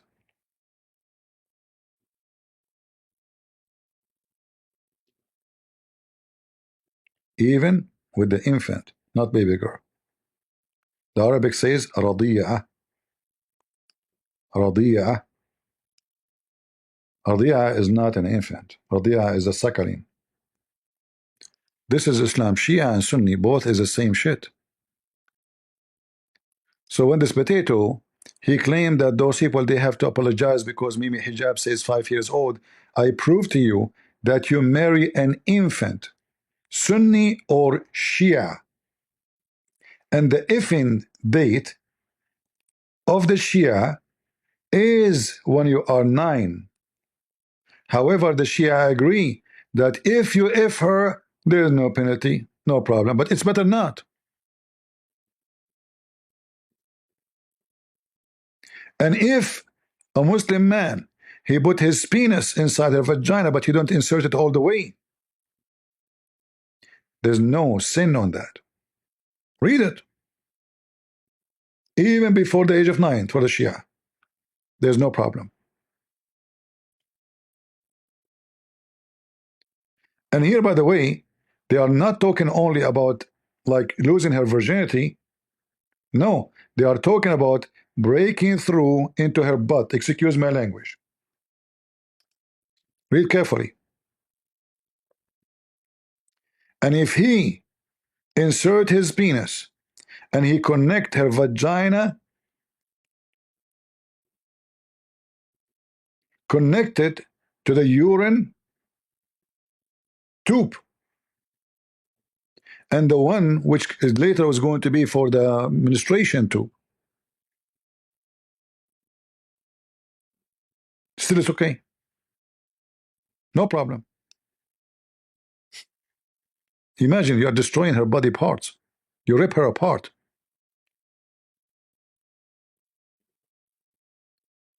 He's saying if you do that here in this case and you insert it and you break those, then she will be forbidden for you forever. In this case. This is Islam. And then you have to pay her money. So Shia, Sunni, it doesn't matter. In fact, the Shia is more better than you.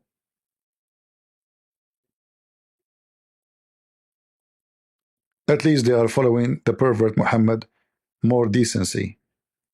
I mean in decent way, which means they are following truly what Muhammad said. Muhammad says we do mut'ah, the Quran says so, the Shia do it now. What the Muslims Sunni do, like maybe hijab, he go and do something called misyar, which is mut'ah.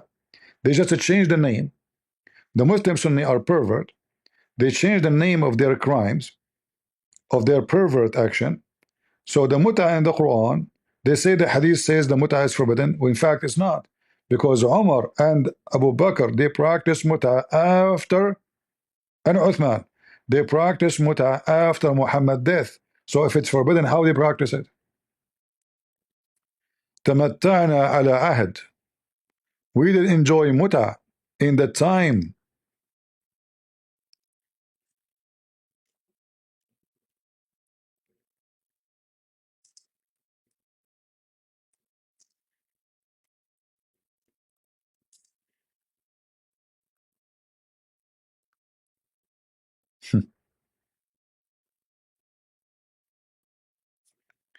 The Muslims, they wish as they wish. They make fabrication. The Quran came to do mut'ah.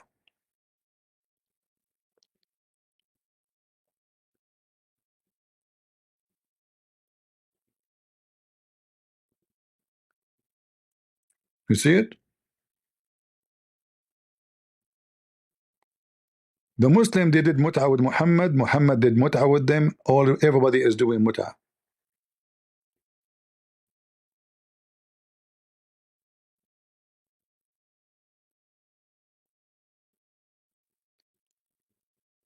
And let me show you how the caliphates, all of them, they do mut'ah after Muhammad's death, which is proving that the Muslim, they lie when they say mut'ah is forbidden. In the best scenario,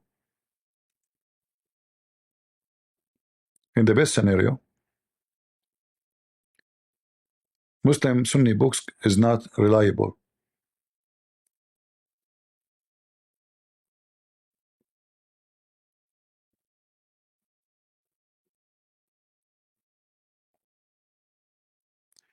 The one who forbid the mut'ah is Umar ibn Khattab, not Muhammad.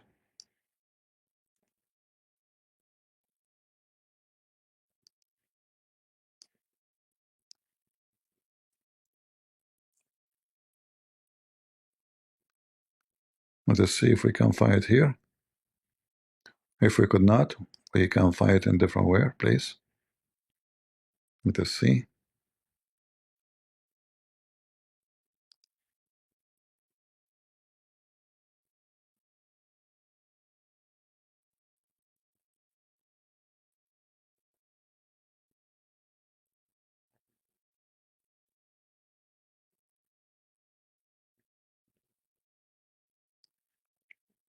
Look how dangerous this hadith is, proving Islamic Sunni to be a bunch of pervert liars.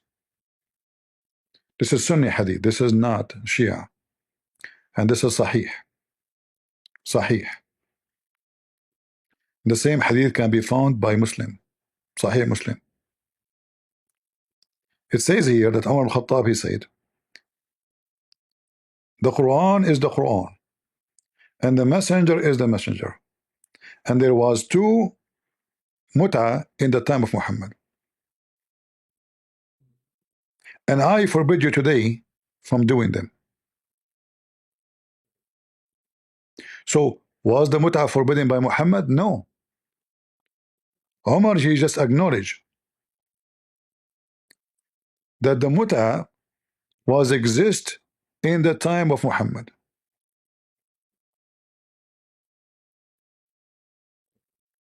And I am Umar, the one who forbid it, not Muhammad.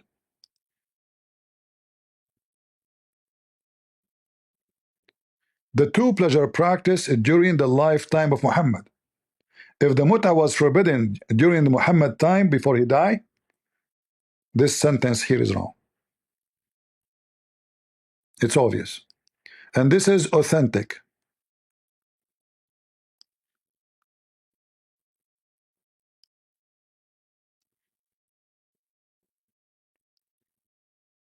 authentic. All right. Other hadith.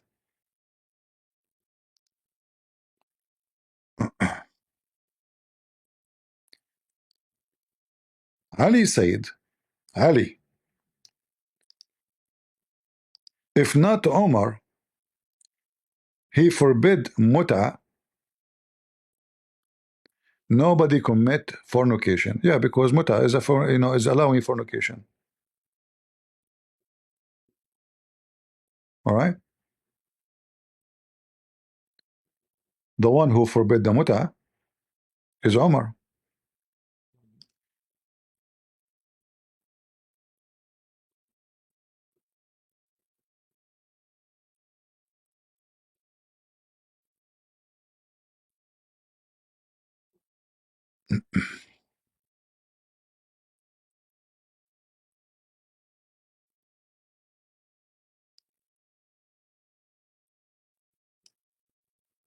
Let me show you some reference.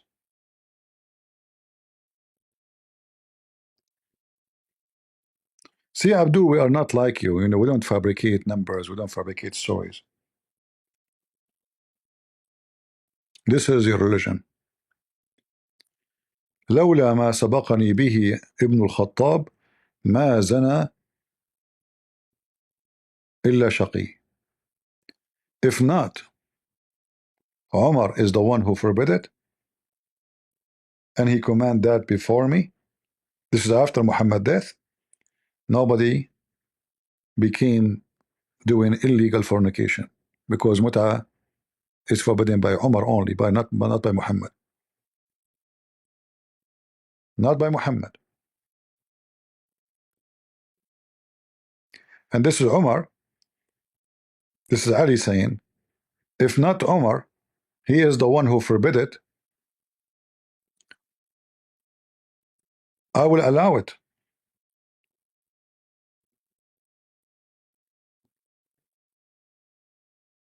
And then no Muslim will be accused of fornication ever again.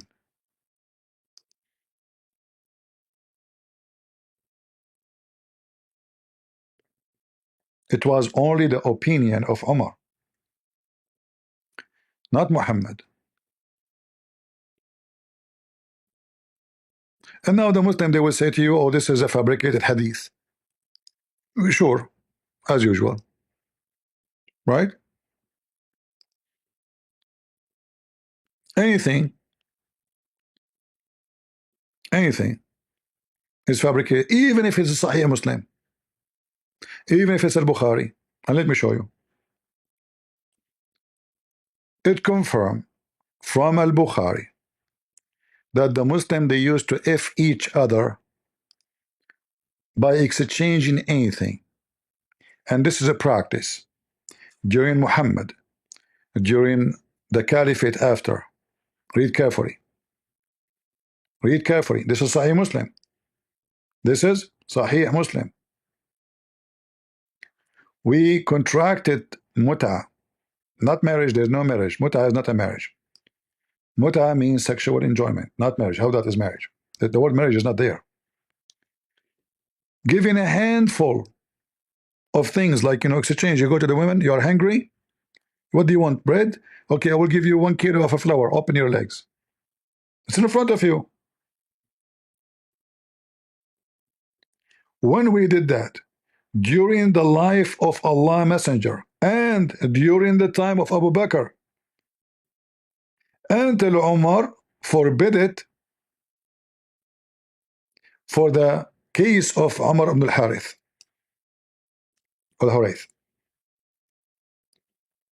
So they practiced the mut'ah during Muhammad, they practiced the mut'ah during Abu Bakr, which means after Muhammad's death, and they practiced the mut'ah and even with Umar.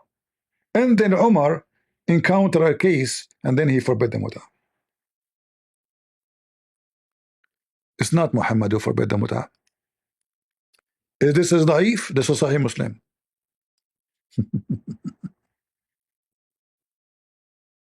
It's in front of you. This is the religion of the pervert Muhammad. Take it or leave it. Do we have any Muslim who would like to join us? I'm tired, so it's going to be easy for you to take me down. Any Muslim?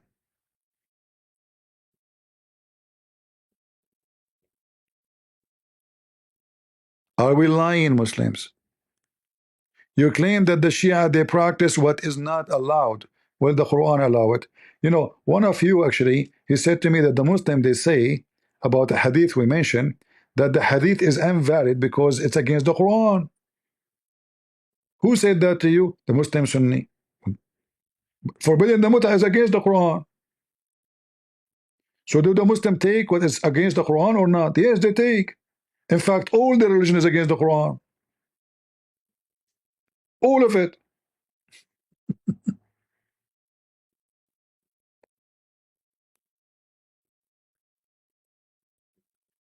Don't change my topic, my friend. We are not here to talk about any one war. Focus with me. Do we have any Abdul?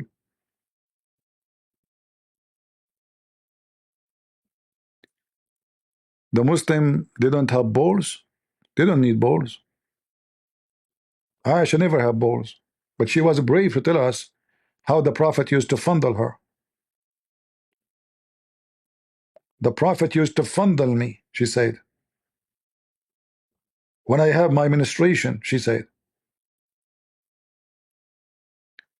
Imagine if Aisha, she have Facebook in her time, or Twitter. Man, the laundry of Muhammad is all over the place. The Prophet now is putting his penis in my butt. Or the Prophet is taking it back. Or the Prophet, he put it again. Or the Prophet is licking my ears. Or the Prophet, he bite my tongue. In fact, she said the Prophet used to suck my tongue. What? What the Prophet used to do, Aisha? The Prophet used to suck your tongue? Really? Should we put that in the CNN?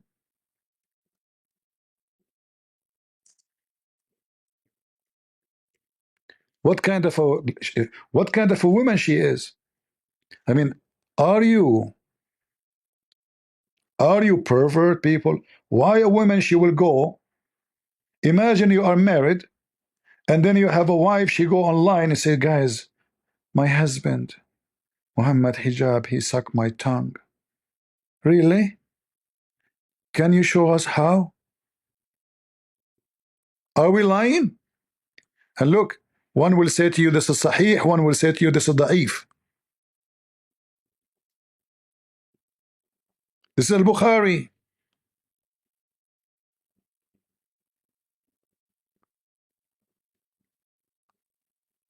Oh, this is about different hadith actually here.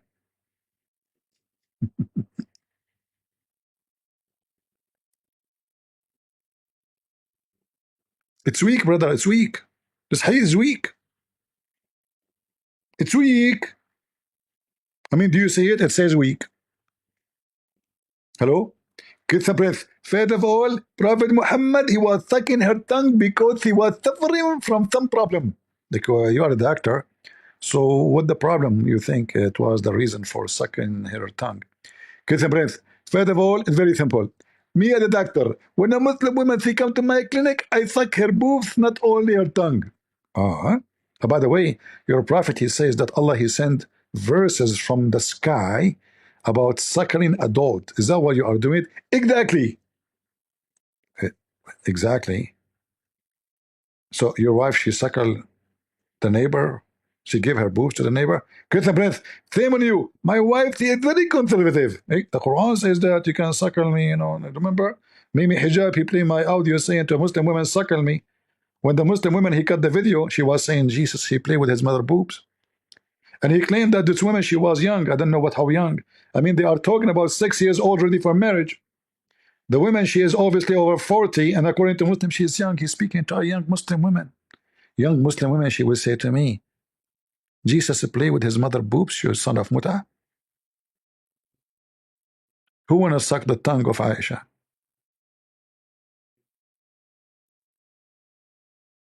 Hmm? Do we have any Muslim?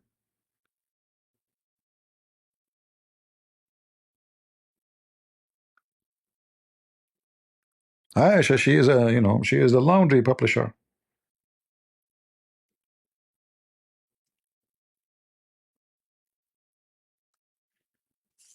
You want to know every sex Muhammad he do? And look how Aisha. I mean, guys, if you read what Aisha is saying, you will see that Aisha is a whore. Literally. Look at this. This is Bukhari. The Prophet used to embrace me during my menses, and also he used to put his head out of the mosque while he was in itikaf, and I would wash it during my menses. What else? This is not a big deal. Let's show you more. There's no issue here. It's okay. It's okay. Huh?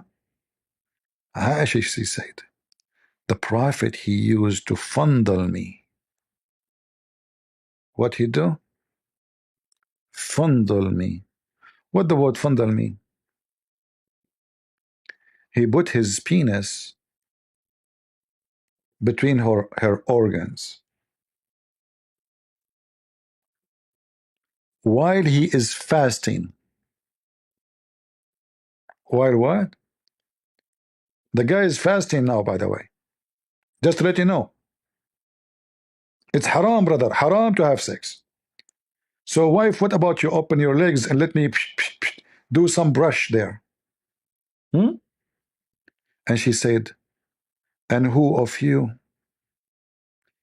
can control his penis like the Prophet? She's expert. How Aisha, she say that she knew that Muhammad is the best to control his penis? She have expertise? How many men she used to be with them? How someone she is a virgin, she is comparing her husband effing to somebody else? Huh? Like imagine you marry a woman, she claimed that she is a virgin. She say, you are the best man ever I slept with. Man, you're so good. Oh, you are a virgin, how you know? Oh, in my dream. I used to dream about men in my dream. So like I dream all the time when I get married. But yeah, you are the best in effing. Mashallah. How she knew? How she knew that Muhammad is the best of effing, controlling? Muhammad, when Aisha she have menstruation, he commanded her to put a sheet between her legs, and possibly he put it in her butt. He fondle you where? Any Muslim can tell us if she have a sheet.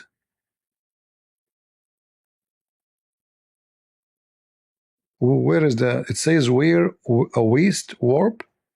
Well, what does that mean?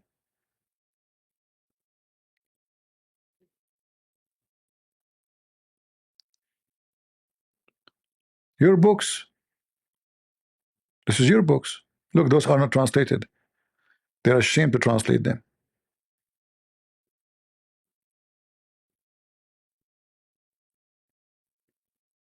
Mm.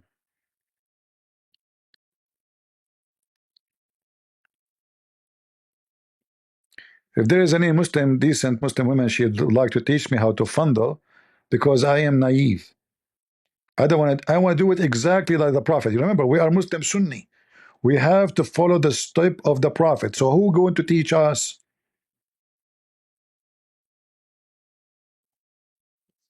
Hmm? Who is the Muslim? She want to volunteer to teach us how the is Aisha there to show? Shouldn't you tell us how he used to fondle her more details? We don't know now who exactly he did it. We need to know.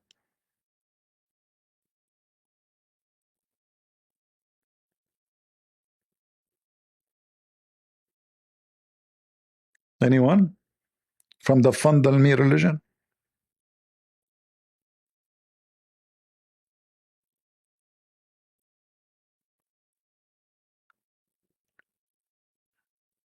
Tongue sucking is to hydrate the other person. Oh, okay. You want to suck the liquid? Okay, that's a good excuse. So if I'm thirsty, I see a Muslim woman, I can suck her tongue because I'm thirsty? Hmm, that's a good idea. Do we have any Abdul from the religion of Fandalmi? Hmm?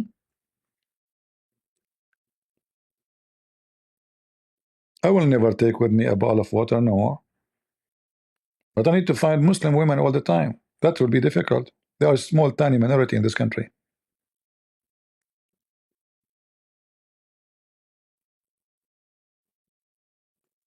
You know? And she have to be very sexy, right?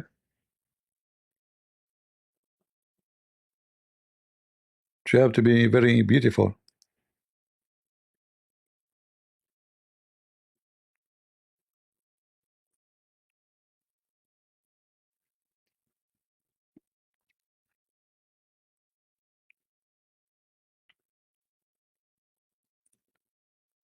By the way, this is not Aisha, the wife of Muhammad Hijab. I think she is younger. His wife, the one hotel wife. This is other one. Any Abdul? You know, I saw images, pictures saying that Muhammad Hijab is drinking a brandy. Now we do not know if this is true. You know, you can do fabricate image in Photoshop, correct? You can. However, I don't agree with this image because there's no way Muhammad Hijab will go to the beach and drink brandy. We know that there's a better drink. It's a camel urine. So maybe it's the bottle. It says a brandy, you know, but inside it, I assure you, it is a camel urine. Hmm. Any Muhammadan?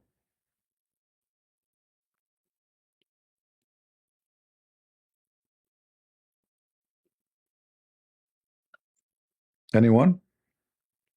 Actually, I don't know. I heard that even Muhammad Hijab, he went to get the camel urine from the camel. He was in Spain, supposedly. He could, you know, they told him you have to go a little bit in the desert, you know. So he found the camel there, and the camel refused to piss. And Muhammad Hijab was waiting and waiting and waiting. And then Muhammad Hijab, he received a phone call. Hello? What? I receive a bill of what?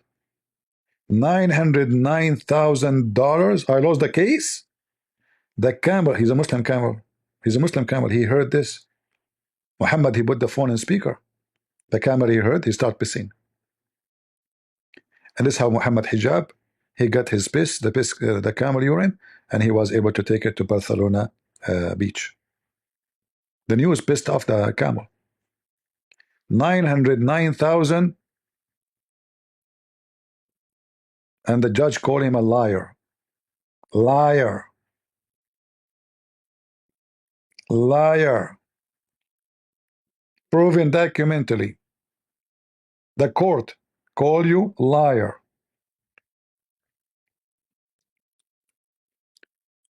Do we have any Abdul?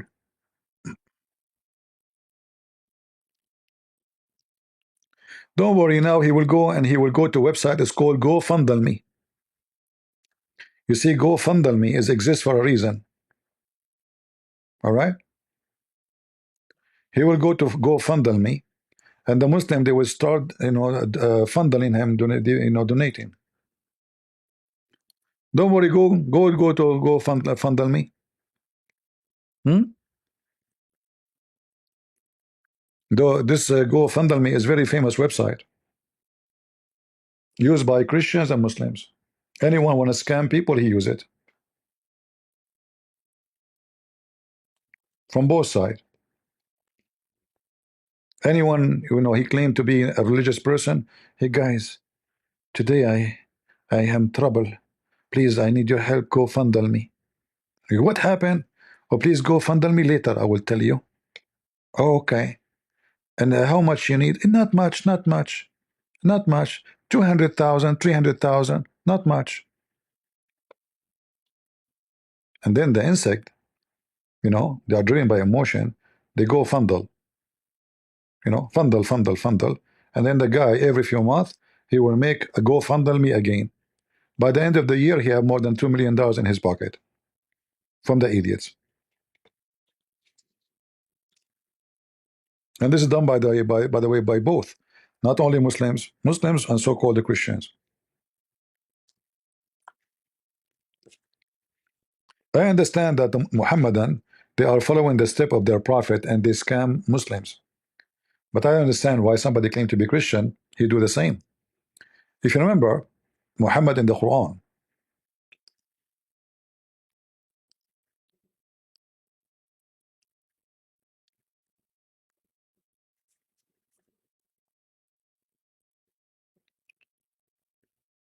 the Quran speak, if a Muslim want to speak to Muhammad in private, he have to pay him. You remember this guy with his name Muslim Learn Turn? He charged the Muslim $6 a minute.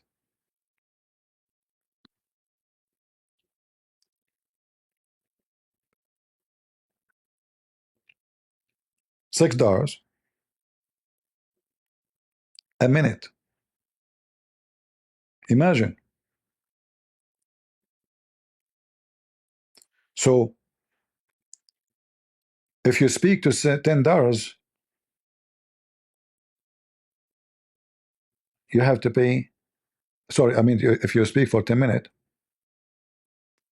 you have to pay him $60. 10 minutes.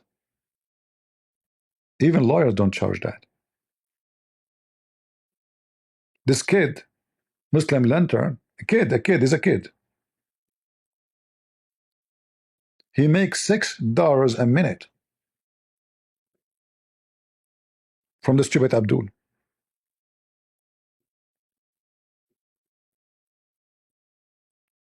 And here Muhammad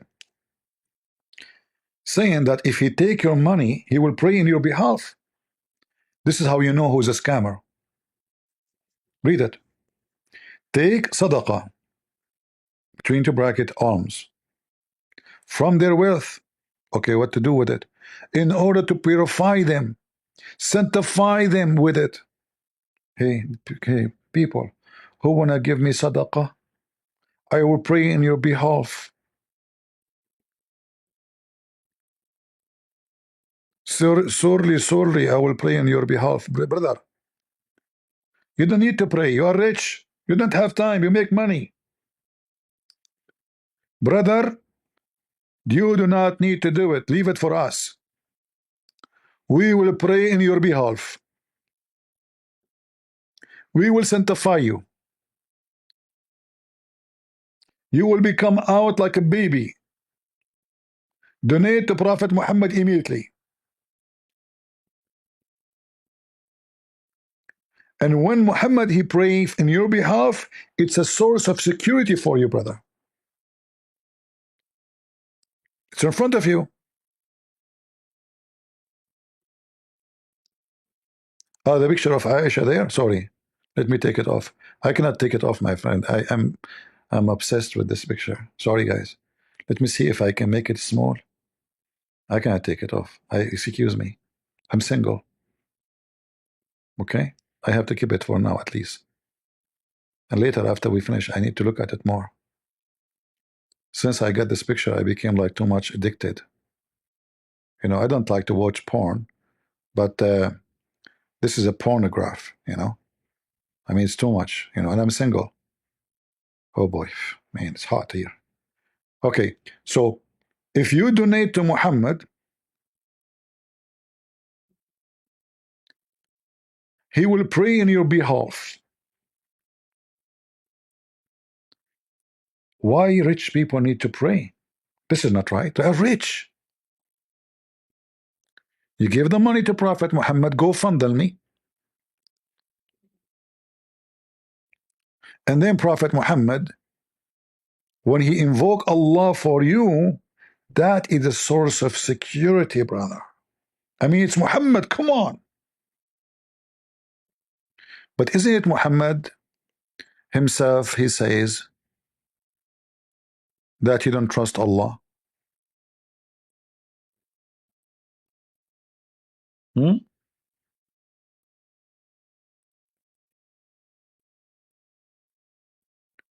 Who is the one who said, لا آمن مكر الله? I cannot trust the deception of Allah. Muslims, who said that?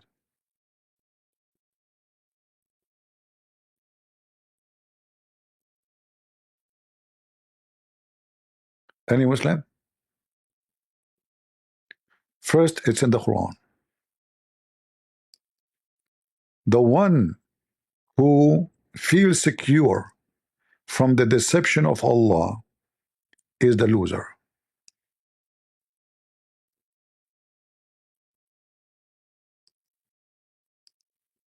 Is that correct? Oop. What happened here? My keyboard is not working. Give me a second.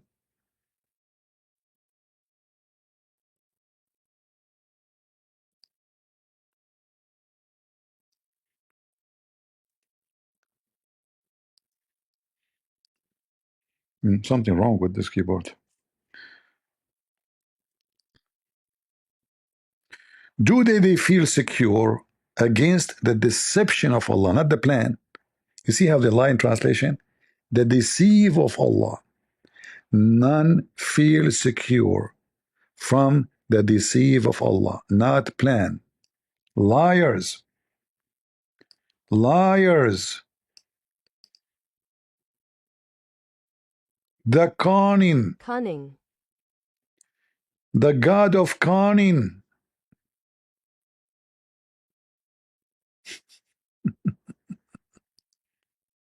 They try to fix it.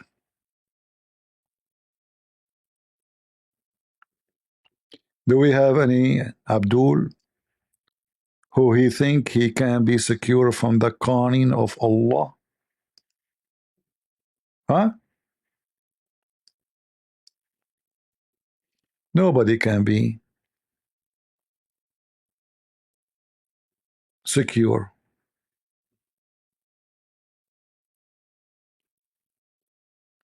Look at this.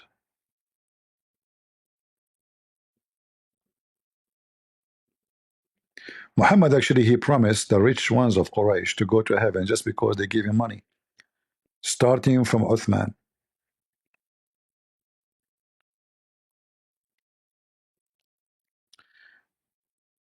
I'm going to take the picture from the screen because I feel jealous. I saw someone, you know, like sending a message to her. Okay, hold on. Okay, shame on you.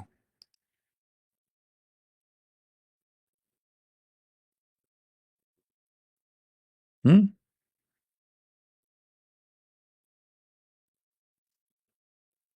Any Muhammadan?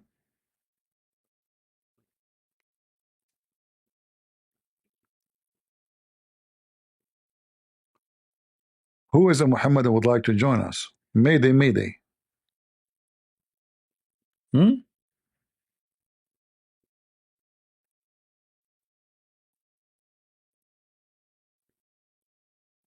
Hmm. If you say yes, you're copying me. The only way to make a book like my books, only if you are copying me. Are you stupid?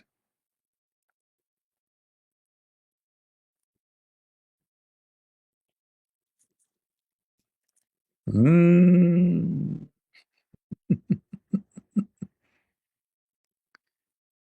And then we find that the Quran itself says, Shaitan made Quran. Not only that, the ant made Quran. In fact, the Quran is not the book of Allah. Because when Allah he is quoting the ant, who is the one is talking there? The ant. The bird making Quran. The chicken making Quran. Are we lying? Who is talking here? This is not Allah. Who made this Quran? When they arrived to the valley of the ants, and by the way, this is a true story. I was there. You know, the valley of ants is very well known in the Middle East. You know, Like when you go in the highway or the valley of the ant, you enter, it says there's an ant in your pant. It's very well known, you know. So when they arrived to the valley of the ant, one of the ant said, okay, so now all of this is made by Mrs. Ant, not Allah. Can you Muslim, can your Allah make a verse like this?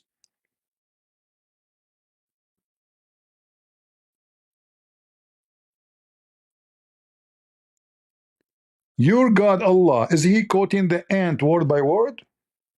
Or fabricating a story? You will say no to me, word by word. That means the one who made the Quran is the ant. Who's talking there? The ant. She said. It says she said. And ants are deaf and mute. They don't talk, you idiot. And then Suleiman, he heard her, but you cannot hear a deaf. Ants don't talk. We can call their communication as a talking, no problem. But here the story is so clear that he heard her. She said. And then Suleiman, he was amused. And then he said the following. So who is the one making Quran? Allah? No. He said, when Suleiman, he say this, and the ant say that, and then the chicken say this, is the one making the Quran, is the chicken, the ant, Suleiman. Even Shaitan make Quran in the Quran.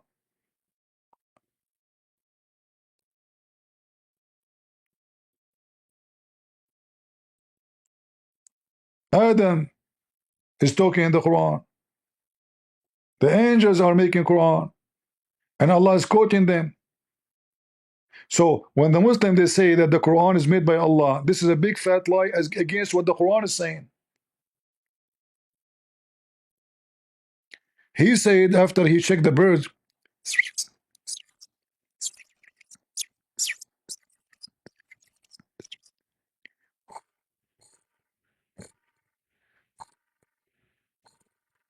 hey birds, where are you? What is this bird is missing? Suleiman. So Suleiman, you have like 10 billion birds, and there's one of them is missing. How he can count them so fast? It was AI. He said to himself, after he inspected the birds, what is matter with this bird? Why his absence? Yeah, because Suleiman, he used to take weeds. I will surely punish him with severe torment, or even slaughter him and make him barbecue. Who's talking here? Suleiman. Suleiman, the bird, the chicken, the bird, the ant. And then you say to me, can you make Quran like the Quran of this? This is Suleiman making Quran, the ant making Quran, the bird making Quran. I will torture him for sure. Okay. I will take his feather one by one from his butt. Where is your butt? Where is your butt? Turn your butt for me. Oh, bird. Okay, when the bird come, call me, okay? Hello? Hello? Get some breath. First of all, I underline. The bird doesn't say he will take the feather from his butt. Zakanek, he will take, he will torture him. I mean, so he will take feather from everywhere. Get the breath, you are a big fat liar. First of all, this bird doesn't have any feather in his butt. You? What do you mean? The bird, they have feather coming from their butt. Get the breath, the butt is the anus. And if you are stupid to say that the anus have feather, okay, I mean that area. Exactly. I get you busted. It's recorded. This is God book. The ant said, the chicken said, the rooster said. Bok, bok, bok, bok, bok, bok. And then we go deeper. We found that Muhammad claimed that Allah, he sit in a rooster. Where? On a rooster.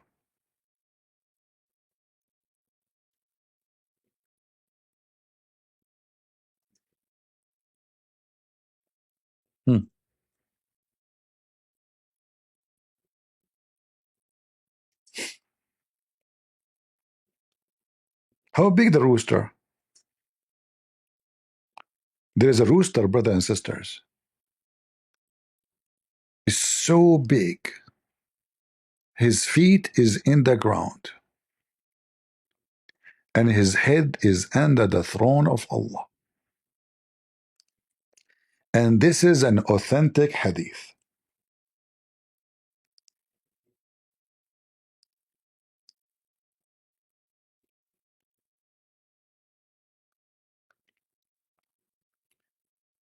Prophet of Allah said, Allah allow me to tell you about a rooster. God Almighty has given me permission to talk about a rooster. It's a roostery story. After you hear it, I will roaster you all. In the best scenario, I will roast you. So Allah allowed me to speak about a rooster. And this rooster, his feet is in the soup of the ground.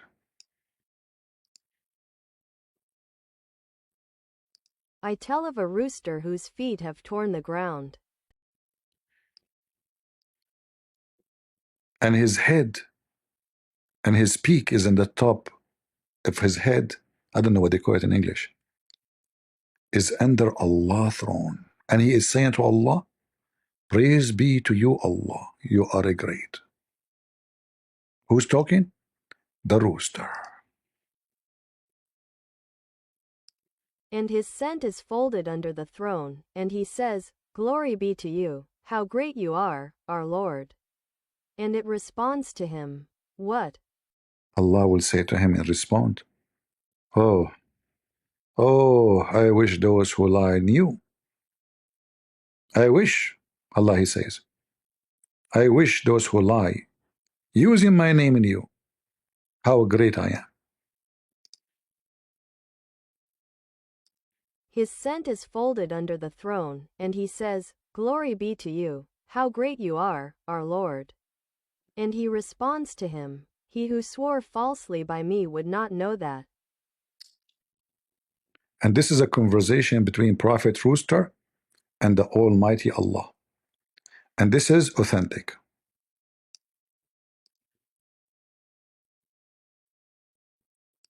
Summary of the Hadith scholar's ruling.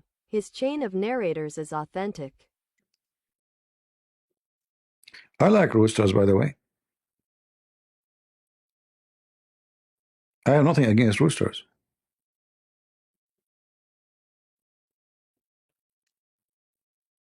What do you think? All of us will like roosters. They are like beautiful with colors, you know. And but I am surprised why the rooster is under the throne, not in the top of the throne. I mean, we know all of us chicken, they like to jump all over the place. Why this rooster is contained and he is not jumping all over? I don't know.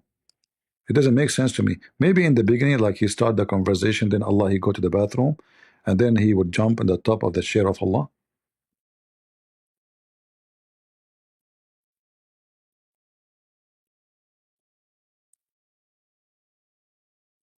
Actually, once I have a problem. I ask Allah for an answer, and He gave me the answer. I ask Allah.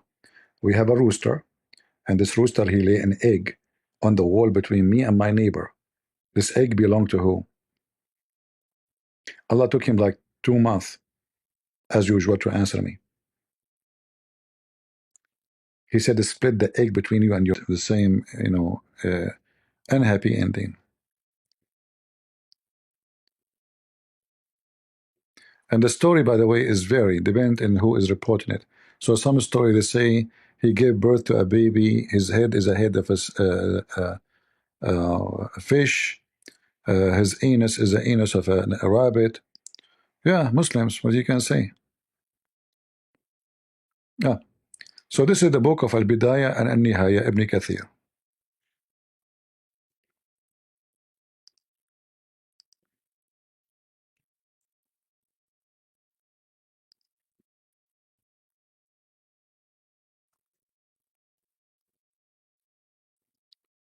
Let me show you.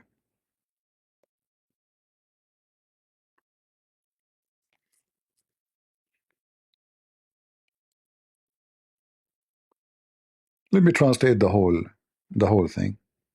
Again, this is Ibn Kathir. If you have the book of Ibn Kathir, Al-Bidayah and Al-Nihaya, Ibn Kathir, volume number 17, page number 469. All right? Volume 17, page 469. Al-Bidayah and Al-Nihaya, the beginning and the end, Ibn Kathir. Now we go down here. Read and love. The religion of Allah.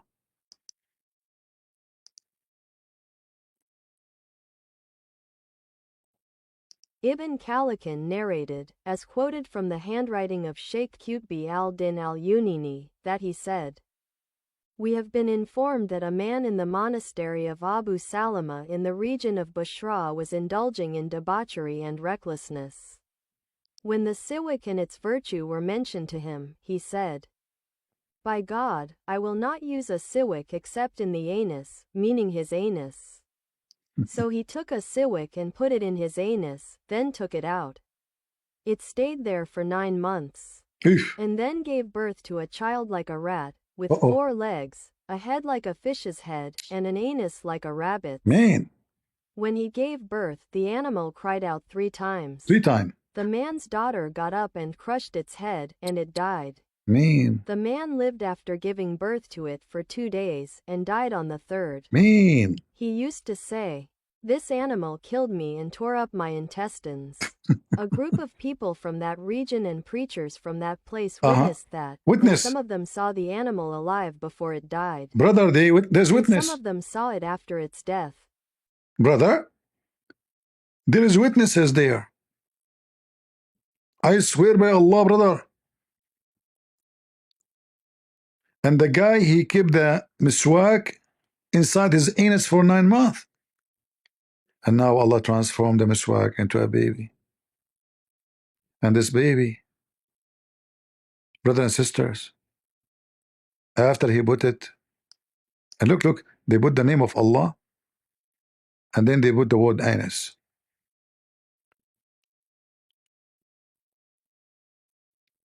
So he inserted the miswak or siwak inside his anus, and he kept it there for 9 months. 9 months it's inside his butt. He never get do shit. Like he put it there, then that's it. Do you Muslims even have use your brain? 9 months the guy, he kept the piece of wood in his anus.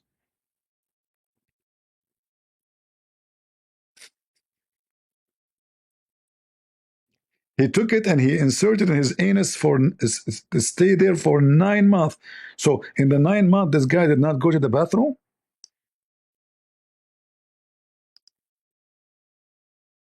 Man, stuck, huh? During that time, he was going to the bathroom from his nose. True story, true story. There's witnesses. And then he gave birth to a child like a rat. Mean, like a rat or a rat with 4 legs. Like a rat with 4 legs, and his head like a head of a fish. That's fishy. Head of a. Maybe I should ask AI to make. Hold on.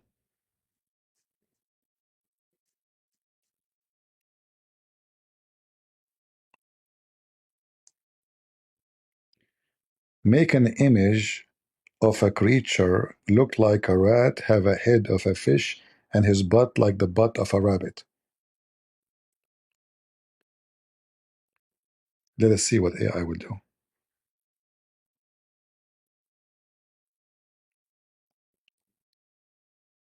Here is the image you requested.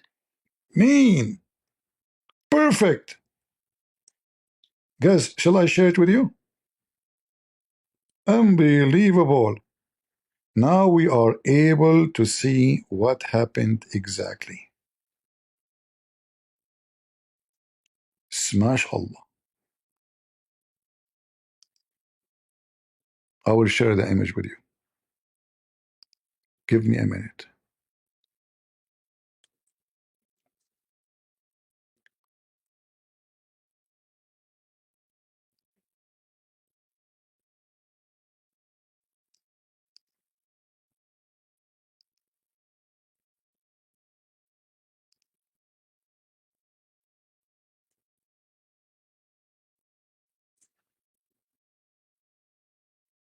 Because you might be wondering how he looked like this baby, and you will be confused maybe. But guess what? No more confusion. We get the witnesses and they took selfie of it. Give me a second.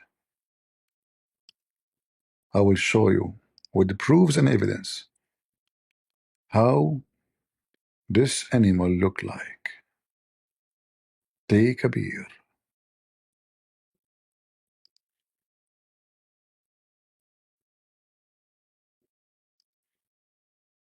Are you ready to see it? Wow. Look how Allah punished this guy. He gave birth to a rat have 4 legs. His head is the head of a fish. His body is a body of a rat. His butt is a butt of a rabbit. That's so true. Are you going to repent, all of you? Do you want yourself to give birth for a rat? You little rat, you and you, all of you together? Aren't you going to repent now? Do you see what Allah can do to you? You make fun of Allah.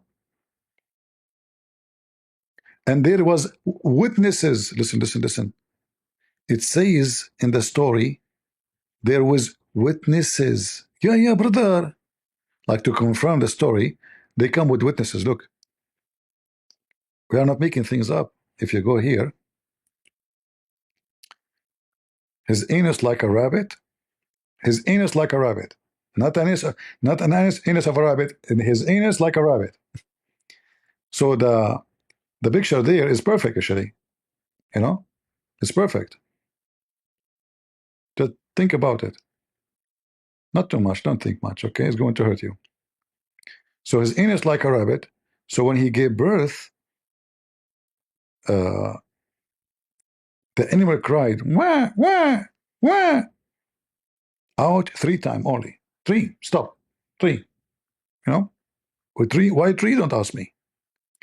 Then the man daughter got up and crushed his head, in the head of the fish.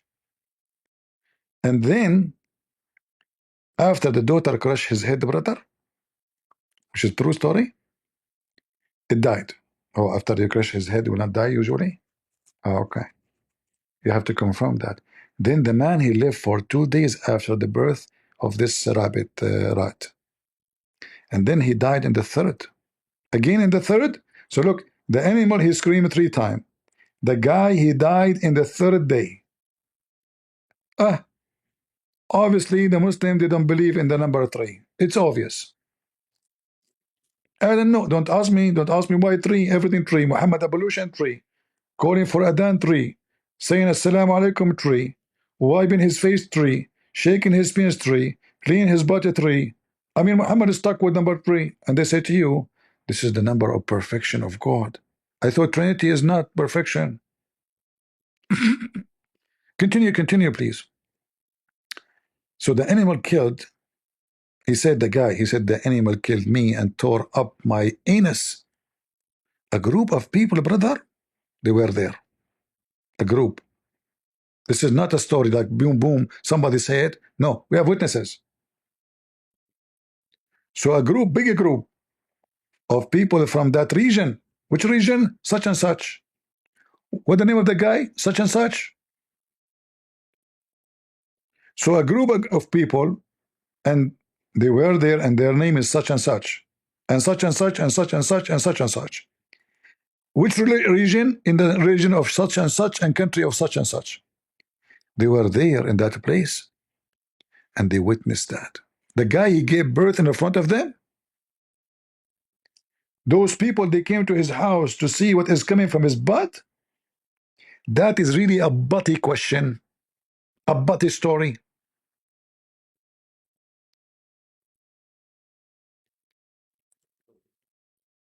Hello? Brother, can you invite Muhammad Hijab and Lili Dawah? And yes, all the Dawah guys, because we have a Muslim, he made fun of the miswak, and now he is giving birth. Can you please come and witness? Sure, sure. Can you bring your camera with you, brother? Have you ever heard of somebody, a man is delivering something from his butt, he invite the whole town to witness it? Are you sure? Brother, ask no questions. Chapter 5, verse 101. Now I know someday will say to you, this guy is lying. The story does not say that, CP. The story does not say that, CP, and you are lying. And this is not Ibn Kathir saying that. It doesn't say that, CP. Hey, Abdul, it says that. Look, Ibn Kathir. The beginning and the end. Ibn Kathir, Ismail ibn Umar ibn Kathir al-Qurashi al-Damashqi. Damaski. You see it? And this is the page. And this is the volume. So listen carefully. Don't listen to Christian Prince. Christian Prince is not telling you the truth. This is not the book of Ibn Kathir, even if it says Ibn Kathir, even if it's their website, even if it gives you the page number, even if it gives you the value number. It doesn't say that, CP. It doesn't. The beginning and the end. Ibn Kathir, Ismail ibn Umar ibn Kathir al-Qurashi al-Damashqi. And this is my warning for you as the last thing to do today. You saw what happened to this infidel who made fun of the religion of Allah. By tomorrow, if you don't repent, all of you, there is something will come from your butt. Big and not beautiful. Fat and not skinny. Its head like a fish, but it's not a fish. Its butt like a rabbit, but it's not a rabbit. It is a rat. And Allah will punish you all. Who wanna bet that by tomorrow, all of you will give a birth to a creature like this, because all of you making fun of Allah? Just wait. And you know, speaking about just wait, this will remind me of the verse in the Quran. They ask Allah for a miracle. Allah said to them, wait, and I will wait with you. What the heck? They are asking you for a miracle. You said to them, wait, and I will wait with you? What the heck is that?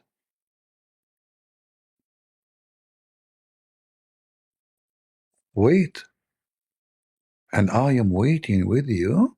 You are the one who will do the miracle. You are waiting for what? They say, how come Allah don't give him a single miracle?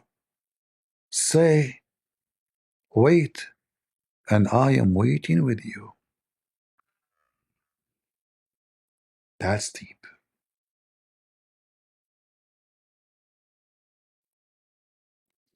Let us wait. It's coming. It's coming. Allah took him 600 years to send Muhammad after Jesus. So, already we have 1400 years is gone, and still there's no miracle for Muhammad. Wait, wait, and I'm waiting with you. And this all over the Quran.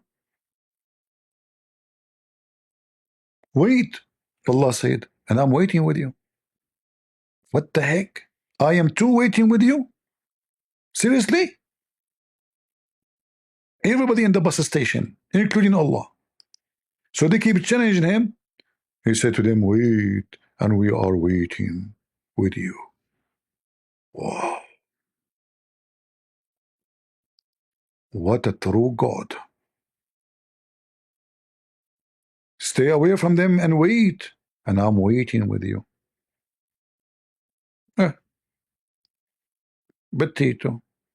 Anyway, I better finish for now, otherwise that will continue for the coming 10th century, because the garbage of Muhammad as usual is endless. Like the penis he promised his followers. Endless penis. From endless fabricated stories. From an endless fictional God. From an endless pervert prophet. Leave your comment, share the video, download it, and invite the Muslim to debate me if they dare. Happy Sunday, and don't forget to go to church if you did not go yet.